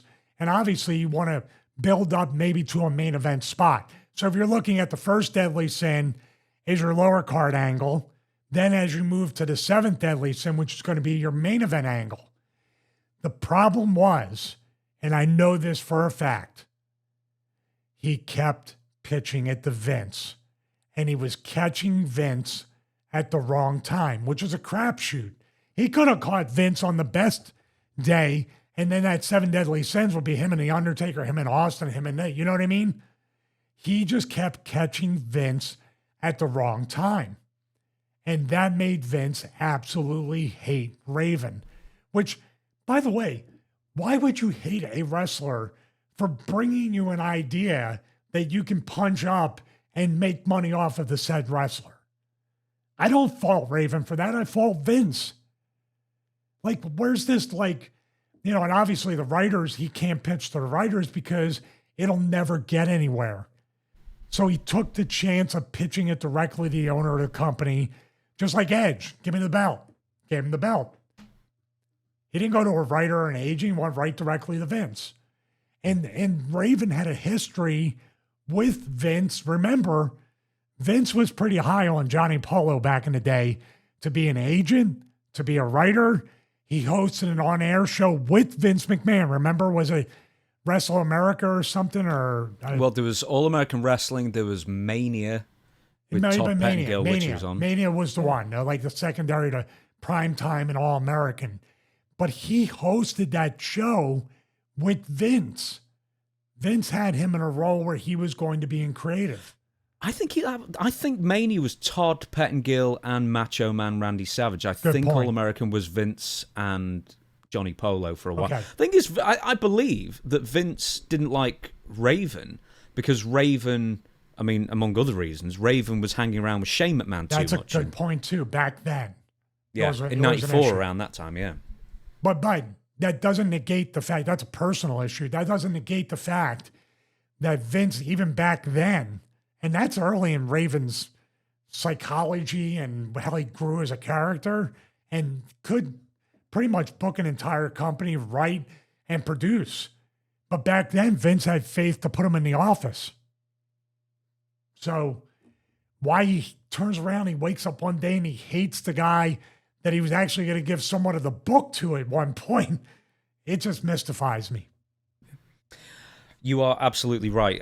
Raven actually lost a Loser Leaves Raw match to Tommy Dreamer in 2 minutes 24 seconds at the Gunda Ring in Cleveland. Ooh, I didn't know that part. Oh, yeah, that was. He was basically on Heat all the time anyway beforehand. But yeah, so he would be on Heat for the rest of the year, and he would appear once more on Raw, losing a winner gets a final Raw Rumble spot to Jeff Hardy, and then he would be released and sent off to TNA, basically. Where he did some of his best work as well. Yeah. What was it, Raven's House of Fun match that he had Raven's with House X-Pac? of Fun. Yeah. I asked Dutch this because towards the end of 2003, Dutch was there doing some of the booking. I don't think Dutch was as high on Raven as other people because I think at the time maybe Raven should have been heavyweight champion, the NWA TNA. No, he would have been NWA champion, I guess, at that time in NWA TNA. And he never won the big one at that point. And I think somebody didn't trust him or for whatever reason, he was always a bit hamstrung by people in the office. I think he won the belt a bit later than he should have done, and it sort of killed his momentum somewhat. He had to... Oh, God, I'm sorry. I was going to say he had a really great feud around the same time with CM Punk in Ring of Honor as well. So he was, doing some good stuff at that point. I do have some information on that, and this comes straight from Raven. He didn't get along with Jeff Jarrett. Yeah. And Jeff Jarrett was champion. Now, eventually, Raven went over, and that's an accomplishment when, here's the deal. You have Jeff Jarrett and Dutch Mantel, two of the greatest minds in the business. They can promote, they can book, they can write, they can do all that stuff. Raven's also right up there. Now, let's not forget, Jeff Jarrett and Dutch Mantel will look at Raven, look at me, look at other people from that time at that moment and go, ECW guy, automatically doesn't know how to book, doesn't know how to produce, doesn't know how to write, doesn't know good storytelling, right? It's a clash of different, it's really not a clash of different creative styles, just different creative outlooks. But is it North versus South kind of thing? Yes, is it a and that's it difference? too. And that's it too. And maybe Dutch and Jeff think guy just sits in the corner. How are people going to get excited about that, right? There's no energy. There's no over-the-top wrestling stuff. Both are equally right and wrong, by the way, on both sides. But one of my favorite matches that Raven had, two of them. Number one was him against X-Pac in the House of Fun match, where Sean took the backdrop onto the cage that was laying outside. Do you remember? Or he got flipped into the cage. It was just a cage on one of the sides, remember? And he took like the perfect bump. The other one, this is where nuance and detail, and I guarantee you, this was a Raven call. Raven, Monty Brown, and Abyss in the first ever Monsters Ball match, and the little icing on the cake. They were locked up with no food, no water, and no light for 24 hours before the match. And all three of them came out. Remember that? Like they were coming out of a hole in prison, and they were covering their eyes, the bright lights. Dude, that's Raven right there, 100%. It's a shame.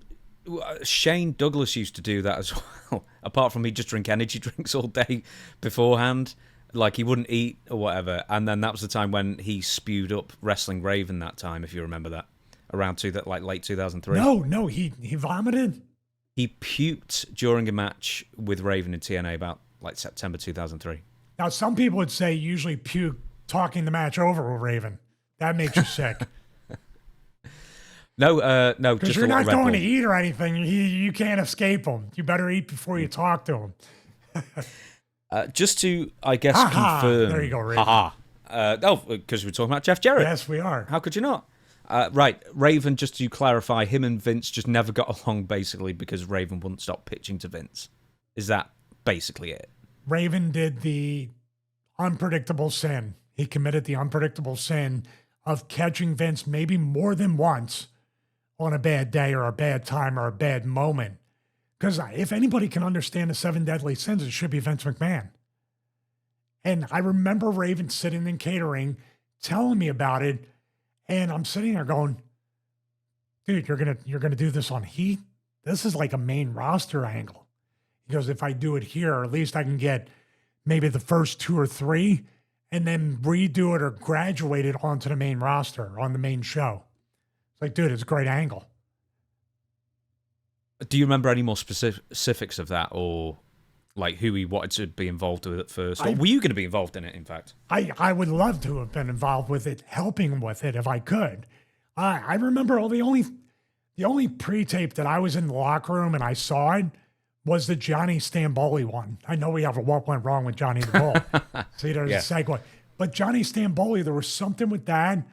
And then I think he was still trying to do something with Dreamer, but they did the loser leave Raw, and I don't know if they could work again. And then I forget who else, maybe Val Venus with the, obviously that's one of the 7 deadly sins with Val's gimmick. So I don't know. That's a question to ask him. Where, and more importantly, I know Taker was on that list.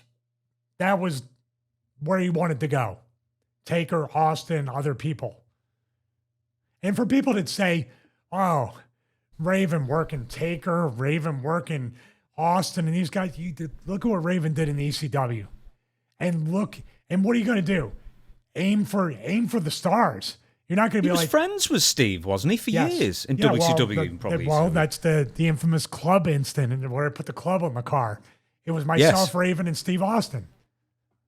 But they hung out. They were good friends in WCW, from what I understand as well. So, it's not like Steve and Jeff Jarrett or something who, Steve hated. I'm sure he really liked. They hung out quite a bit in ECW, quite a bit too. I'll tell you off air. We have to move on. There was a rumor that Steve fell out with Raven at one point. Well, over something. That's just wrestling. That happened. If you remind me, I'll tell you about what the rumor was, and you can tell me otherwise what it was. Speaking of which, once again on the Patreon, we watched Raven versus Stevie Richards, April 2002 on Heat, and you do an interview beforehand because Raven's a commentary. You start, doing I'm not wacko, I'll show you, you'll see kind of thing, the whole, sort of very much developing the character of what we'd see in the next couple of years. One thing stands out immediately that people don't really do anymore. They do it occasionally still, but it's pretty much long since died off, and I think for the better. The what chants. over the course of so many years of the What Chants, and there being novel and then being tiresome, and then fans basically self-policed, maybe to a point, to stop it happening as much anymore. Your memories of having to deal with the What Chants, who got it the worst, how you dealt with them, how you stopped the fans chanting that, etc. Now before we even get into that, because I think it might answer some of the questions before I talk about that particular promo on Heat with Raven. Do you think the fans can sense when someone is nervous, can't cut a promo right, isn't quite doing anything to bring them in? They start going to the What chants to let them know it's like a boring chant in a way. Do you feel that? Yeah, I think at first it was really fun, and then it became a derisory chant. But I think for people who they did it to or could do it to, it was the people who couldn't talk naturally and talked in a certain WWE cadence where it would have sentence, stop, take a breath, and people picked up on it really quickly from there. Yeah, so let's go to the promo I did, and it does play on Patreon, but I'll just give you kind of a Cliff Notes version.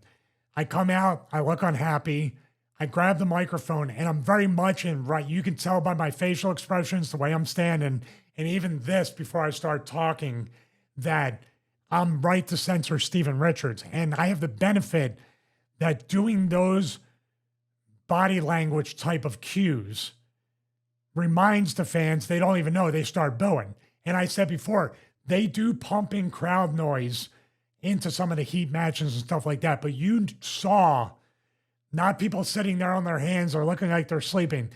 This was real crowd reaction. I'll tell you when it's fake. Most of the matches on Heat, it's fake reactions because they're waiting for Raw. But in this case, it's a real boo, a real negative reaction to a heel character. Now, I start talking and I say, allow me a moment to air a grievance, and they boo again because I'm doing the same cadence as my right to censor character. Now they start to chant one, and the funny thing is, they fumble me up for half a second, but where I recover it and make them boo again, I go, there is a man. And then when they chant what, I go kind of fumble, and I re-emphasize to talk over them, say, there is a man, and I stop and they boo. In other words, I'm chastising them with my words. And instead of chanting what, they're going, F you for trying to treat us like children. Now, even if they chanted what, which I think they did once or twice after that, yeah, there's a man that soiled what the good reputation of of solid citizen, what Stevie Richards. I knew during the promo that once I turned to Raven on commentary, they're going to go, oh, wait a minute. I got to pay attention because there's something here. If I continue to stand in the ring, I would be in a much more difficult position because they would keep chanting what? But the minute I turn to Raven, they're going to go, well, wait a minute. Are we going to get a match? What's he doing? Is there going to be a brawl? So they instantly listened to what I said and watched Raven's reaction. Now, no, not everybody has the benefit. Some people have to go out there and talk for 6 minutes, and they don't have a pivot moment in the promo that leads to a physicality or a match. But I could confidently say I could overcome the what chants or embrace them and turn them into something almost 100% of the time. But I feel like you said, they can sense this person's green. This person's nervous. Let's test them and see if we can hijack the promo. Well, do you know what? I mean, it's far different for a heel, because if you get flustered, fine. Doesn't matter. Exactly what happened to me. Yeah. If I stumble over my words, I can be angry that they're trying to mess me up. Even if I said, hey, you people are making me nervous. Can you just stop? Boo, right? It's sort of false heat in a sense, isn't it? Because you think, well, you're getting all this noise, you're getting all this fan interaction, but it's not for you. They're taking all the focus away from you. This is hijacking. Yeah, exactly. This is not heat. Yeah. Do you remember anybody who was really bothered by it, or any instances where it completely got hijacked? A segment got hijacked from it. I know it's hard so many years after the fact. I would say probably anybody that got upset about it should not show it in front of the office and the boys. You know why? You're having a promo every week, buddy. I don't recall anybody be getting super mad about it, but I can recall sometimes Vince saying, okay, we got it. I mean, you bet. And I mean, when Austin's out there, obviously he can control the what chance. But at the same time, they're not going to just, we were stuck at a point where when Steve did it and he had somebody, you had the interaction and now the person was getting heat, Austin was getting over. But how can you contain it within an Austin segment? That was the challenge. So, well, I'm interested to know that was Vince's reaction as well. Even he hated it, I guess. Well, he didn't hate it. He was trying to figure out a way to contain it and still have it. I mean, still, Steve was over with the shirt sold like crazy. It was like The Rock.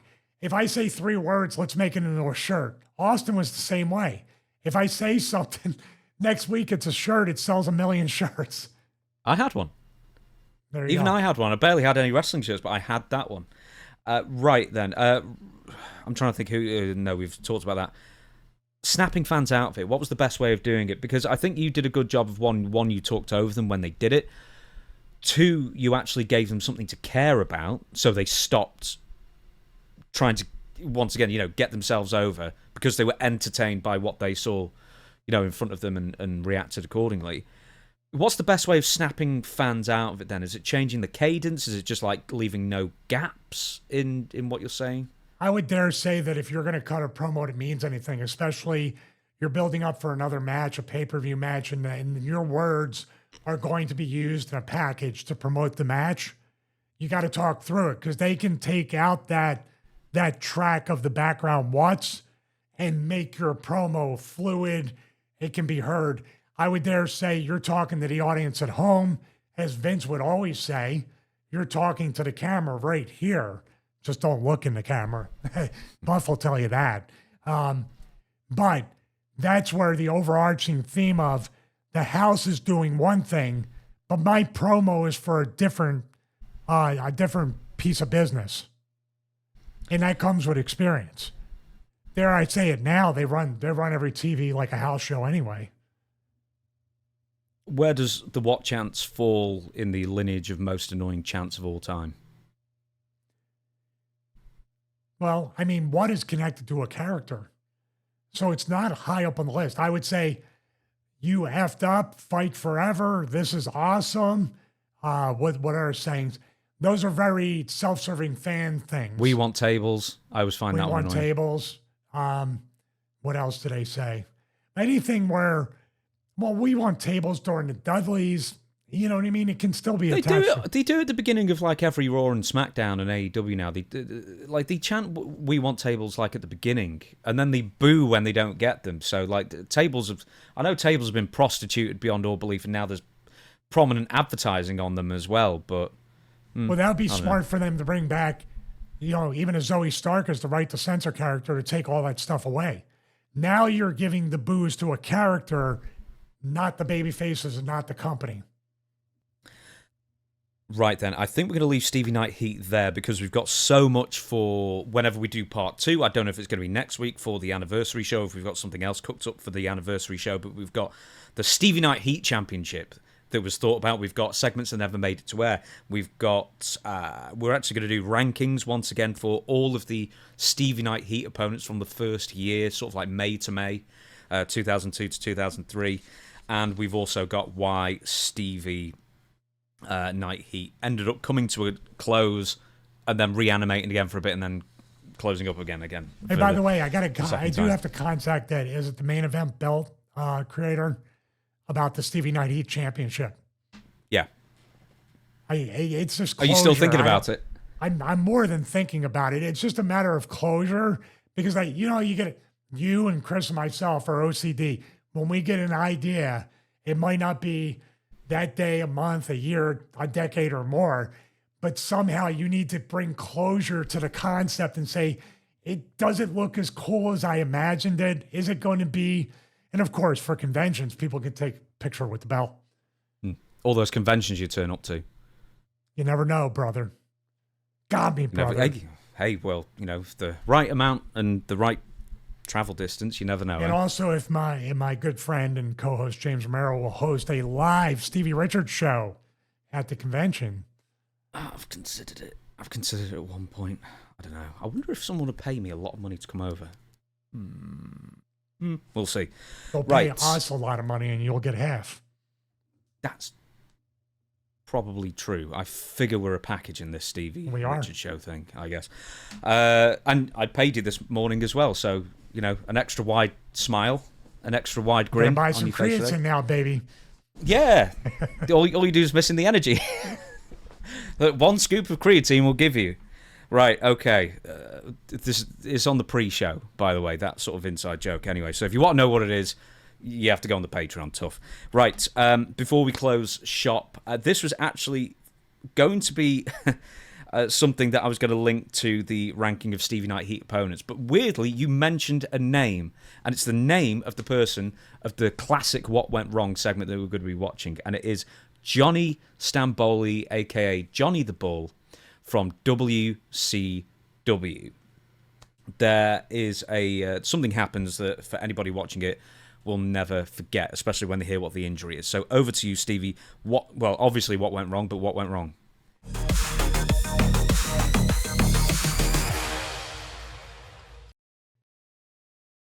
I do want to say that I have not seen this. I remember the injury that, Johnny had told me about it. We had a match on Heat, one of my favorite matches as well, with him as Johnny Stamboli. But I do remember the injury, but I don't remember this clip. So this is a live reaction to this, and I'm going to try to figure it out.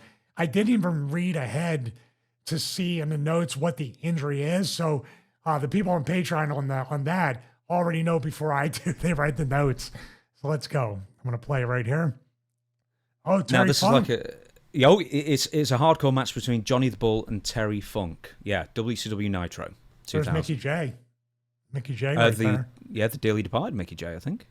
He passed away a couple of years ago. I hope not. But, yeah, he did. Yeah, Mickey J did. Ah, man. That sucks.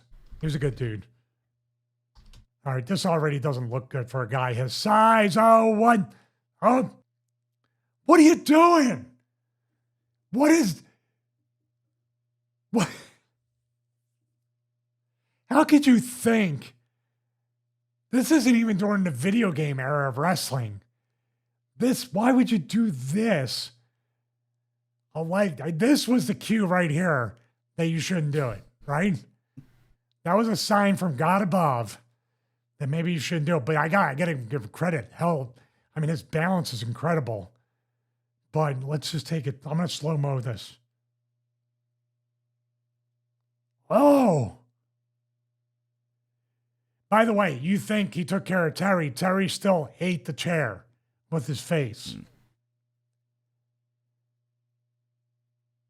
Now, I want everybody to know, the resolution is not the best. This part of the mat is about that thin. You're talking about maybe a half an inch to maybe an inch mat. And this, what I would also say, how you didn't tear your Achilles tendon or break your ankle like a Dante Martin type thing. By the way, I'm glad he made a complete recovery. His ankle or foot was twisted in reverse. I think he slowed down a little bit since Dante Martin, which is really understandable with, that kind of injury, I guess. No, plus, nothing means nothing there. Everything means nothing in AEW. Why kill yourself? Incredible athlete, though. So is Johnny the Bull. By the way, all right, now I didn't look at the injury. I'm assuming broken tailbone, quad, maybe even a hamstring tear on both hamstrings, an ankle injury, a broken penis is my other guess. You're closer with that last one. What? The injury was that he tore his urethra, which is your how does one do pee-pee that? pipe. How do you tear your... He managed it. He tore his urethra. I think he had to take 3 months off. Chris, can you do us a favor? Can you bring up a cross section of that body part to show exactly where in the world the urethra is located? I know I have an idea, but basically it's that little pipe that goes all the way down right under and goes to your bladder. He tore that. Johnny apparently in an interview many years later said that if he'd been to the bathroom earlier in the day instead of having a bladder full of urine, I guess, he said that maybe the injury wouldn't have been quite as bad, so there wouldn't have been like a lot of pressure fit to burst. But yeah, he tore his urethra on that leg drop. Well, I mean, Vince was big on first evers. So this is the first ever to me, even afterwards. I've never heard of a person in wrestling or outside of wrestling tearing their urethra. Is that what it was? Urethra, yeah. Good Lord. Did they chant "This is awesome" or "Fight forever" after this? No, this was pre those annoying chants. Do you know, as soon as I saw... I was doing the what channel? What? There's more to add to this as well, but you know, the first thing I did after I saw this and thought, right, that's got to be with Johnny Stamboli, that's got to be what went wrong. Then immediately I wrote on the notes, we have to watch next week when X-Pac tears his butthole. That I have heard about, yeah. Yeah. So we have to probably watch that in a future What Went Wrong as well. Right, okay, so Lance Storm actually did an interview some time ago. Somebody helpfully in the top comment on that YouTube video that I ripped that off actually filled us all in. And I remember Lance saying this as well, so I think I can back him up. Lance Storm says that he saw Johnny practicing the move with a crash pad earlier that day. And he thought to himself, how would he be able to hide the crash pad if he ever did that move? Lance never even considered the possibility that Johnny would be so unbelievably stupid as to do that without a crash pad and just land urethra first on a chair from the top to the floor. Why would there? Yeah, Lance I would be like, yeah, what are you going to do with the crash pad? Or if they're going to shoot it from the other side and you pull the crash pad out, kind of like they do for those stage bumps in WWE, the big bumps off the Titantron. That would have been like Lance is being way too logical and not thinking like Johnny was just trying to impress people, I think. But then again, a torn urethra is actually, he came out of it lucky.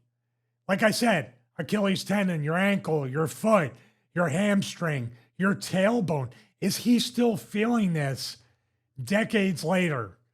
He should have tore his tailbone. He could have just had that compression go right up. He could have paralyzed himself, James. So he came out of this extremely lucky.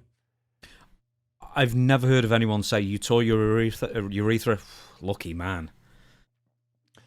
But you've managed it. I managed it. I didn't feel a thing when he did that. No, by the way, no, you're still intact. By the way, even logistically with this that we're looking at, logistically, the crash pad, I think there was another bump that we did what went wrong. Yeah, you can bump on the crash pad, but you got another 6 to 12 inches to go, so you're not gauging the bump.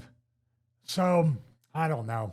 Do you think that wrestling companies who bring crash pads to buildings to practice moves beforehand is sort of setting people up for a fail? Because they think, well, I've done it on this crash pad 10 times in a row, it's fine. And then it's all urethra terror city, by the time it comes to the cameras going on and there's, nothing to break your fall. Well, it's not even urethra tearing city, but it's also how can you gauge taking care of the other person when you're anticipating the bump almost a foot higher than it is? So moonsaults, leg drops, fist drops, and here's the other thing: say you do a fist drop and you stop before you hit the crash pad. Now you have a foot space there. The microphone won again. There you have a foot space where you completely miss the guy. Crash pads, I understand it for training, for protection, for trying to figure out if you can moonsault and land correctly. but not to do the actual move. That's one of those things where how much of practicing on the crash pad is too much, and now your depth of field is completely thrown off. A leg drop's maybe one of the most dangerous moves out there that people don't really consider a dangerous move, because I mean, how many surgeries has Hulk Hogan had? He never even did it off the top rope. Matt Hardy did a ridiculous one off the cage once when he was wrestling Edge, I believe, in 2005, when they were having their real-life / storyline feud playing out over Lita as well. But like, a leg drop's just like really dangerous. I mean, how many people are feeling him now? You think? I think everybody eventually. You throw in people to do top rope elbows. Savage and everybody else. Savage later on in life walking around because 300 nights a year he's dropping elbows in a WWF WrestleMania 3 ring, like Andre Hogan ring. That couldn't have been fun. So just in general, you think about it, Hogan's a great example. Like you said, he never did it off the top rope, but every single night, tailbone compression, tailbone compression, tailbone compression, and it just takes a toll. If you wrestled the safest, I dare say Hulk Hogan wrestled about the safest style you can wrestle, ends up with more back surgeries than anybody I know. I mean, it could be from the tombstone, no. Let's not leave that out. Yeah, I mean, he did get him, brother. Call his wife and family. Why didn't he just do it through a table? Going back to Johnny Stamboli, it's like, why don't you just do it through a couple of tables? That would have broke your fall, maybe enough. You know what's funny about that? All it took was Lance Storm or somebody walking by and go, why don't you just do it or through a table? My God. It would have looked 10 times more devastating, right? Mm-hmm. There you go. Great advice from 25 years in the future. So, urethras, in shards, I guess. Is there for this segment of what went wrong, do you think we could gain that much more traction with a urethra hashtag, brother? No. Okay, good answer. Even I knew that. I'm not even looking at my fitness channel. I know nothing about SEO.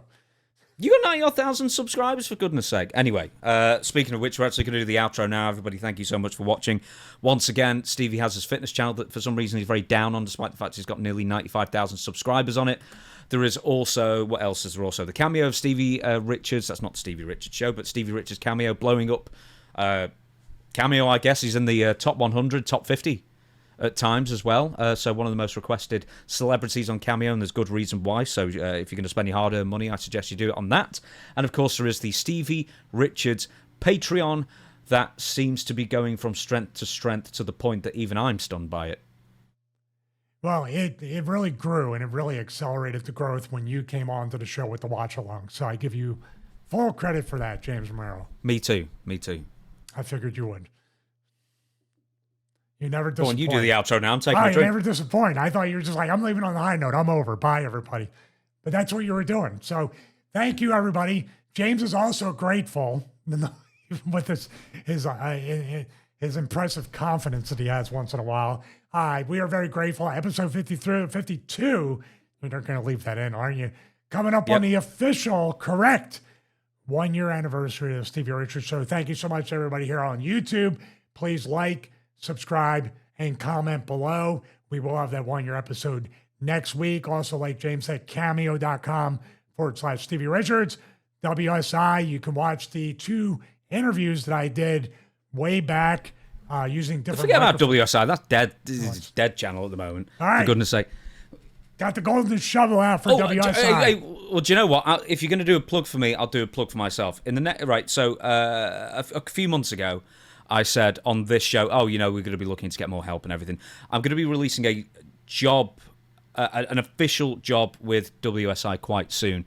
But to probably the disappointment of most people, you're going to have to be local to me because it's going to require actual physical presence at times as well. But I think that's not going to be where we're going to be leaving it off over the next 6 months or a year or something. We're going to be taking on a few... some freelance workers on WSI. We're really going to be expanding over the next year as well, not just the Stevie Richards Show as well, which is not just ticking along, but thriving every single month. But we're going to be doing more with my personal channel, the James Romero channel, which I've not posted on very much recently. That soon is going to have a major overhaul, and I'm talking about some serious stuff is going to be happening there. And we've been teasing for so long, launching a new YouTube channel. It's actually closer than ever, because Chris was around here yesterday and we were going through all the stuff that I'd filmed for that so far, and it's getting there very, very well, quite frankly. It's coming out. The quality of the A7, I know you're supposed to do in the intro, but the quality of the A7S III, unbelievable. You can see not that anyone wants to see it, every pore on my face. There's on one of the videos I've done, I'm wearing a black shirt. There's one speck of white on the shirt, and all I can do is stare at it. So it's too sharp, that camera. It's great. Yeah, I agree with that. I got an FX30 and an A7 IV, and I'm thinking about the A7S III to replace the FX30 because it's 0.03 frames off, and when I do multicam, it's just a little bit off. It doesn't have 30 frames per second. It has 29.97. I got to just switch everything to that. Didn't you say you couldn't do the FX3 because you couldn't stream from it? No, FX30. I got the FX30. No, I know, but you were saying the FX3 at one point, FX3 and then you discounted can't use as a webcam, only FX30 can't use as a webcam. So now that you got your tech fix with this, tech channel's dead away. I got to bring back the old channel. On my part, I'm actually going to another location as well to see about a certain type of SmartPort content, because we never do it here. So stay tuned for that. Patreon will get the first look at that. And let's talk about Patreon. Patreon.com/Stevie Richards. I want to thank everybody for the support, for the interaction. It's a great community over there. Check it out. Watch-alongs, behind the scenes, as I just said, behind the scenes stuff. Pre-show, which we do 20 to 30 minutes right now, James. Also show notes and other exclusive content from the Stevie Richards Show. But for now, for episode 52, thank you so much for myself, James Romero, Chris, and everybody here at Stevie Richards Show. See you next week for episode 53. Aha.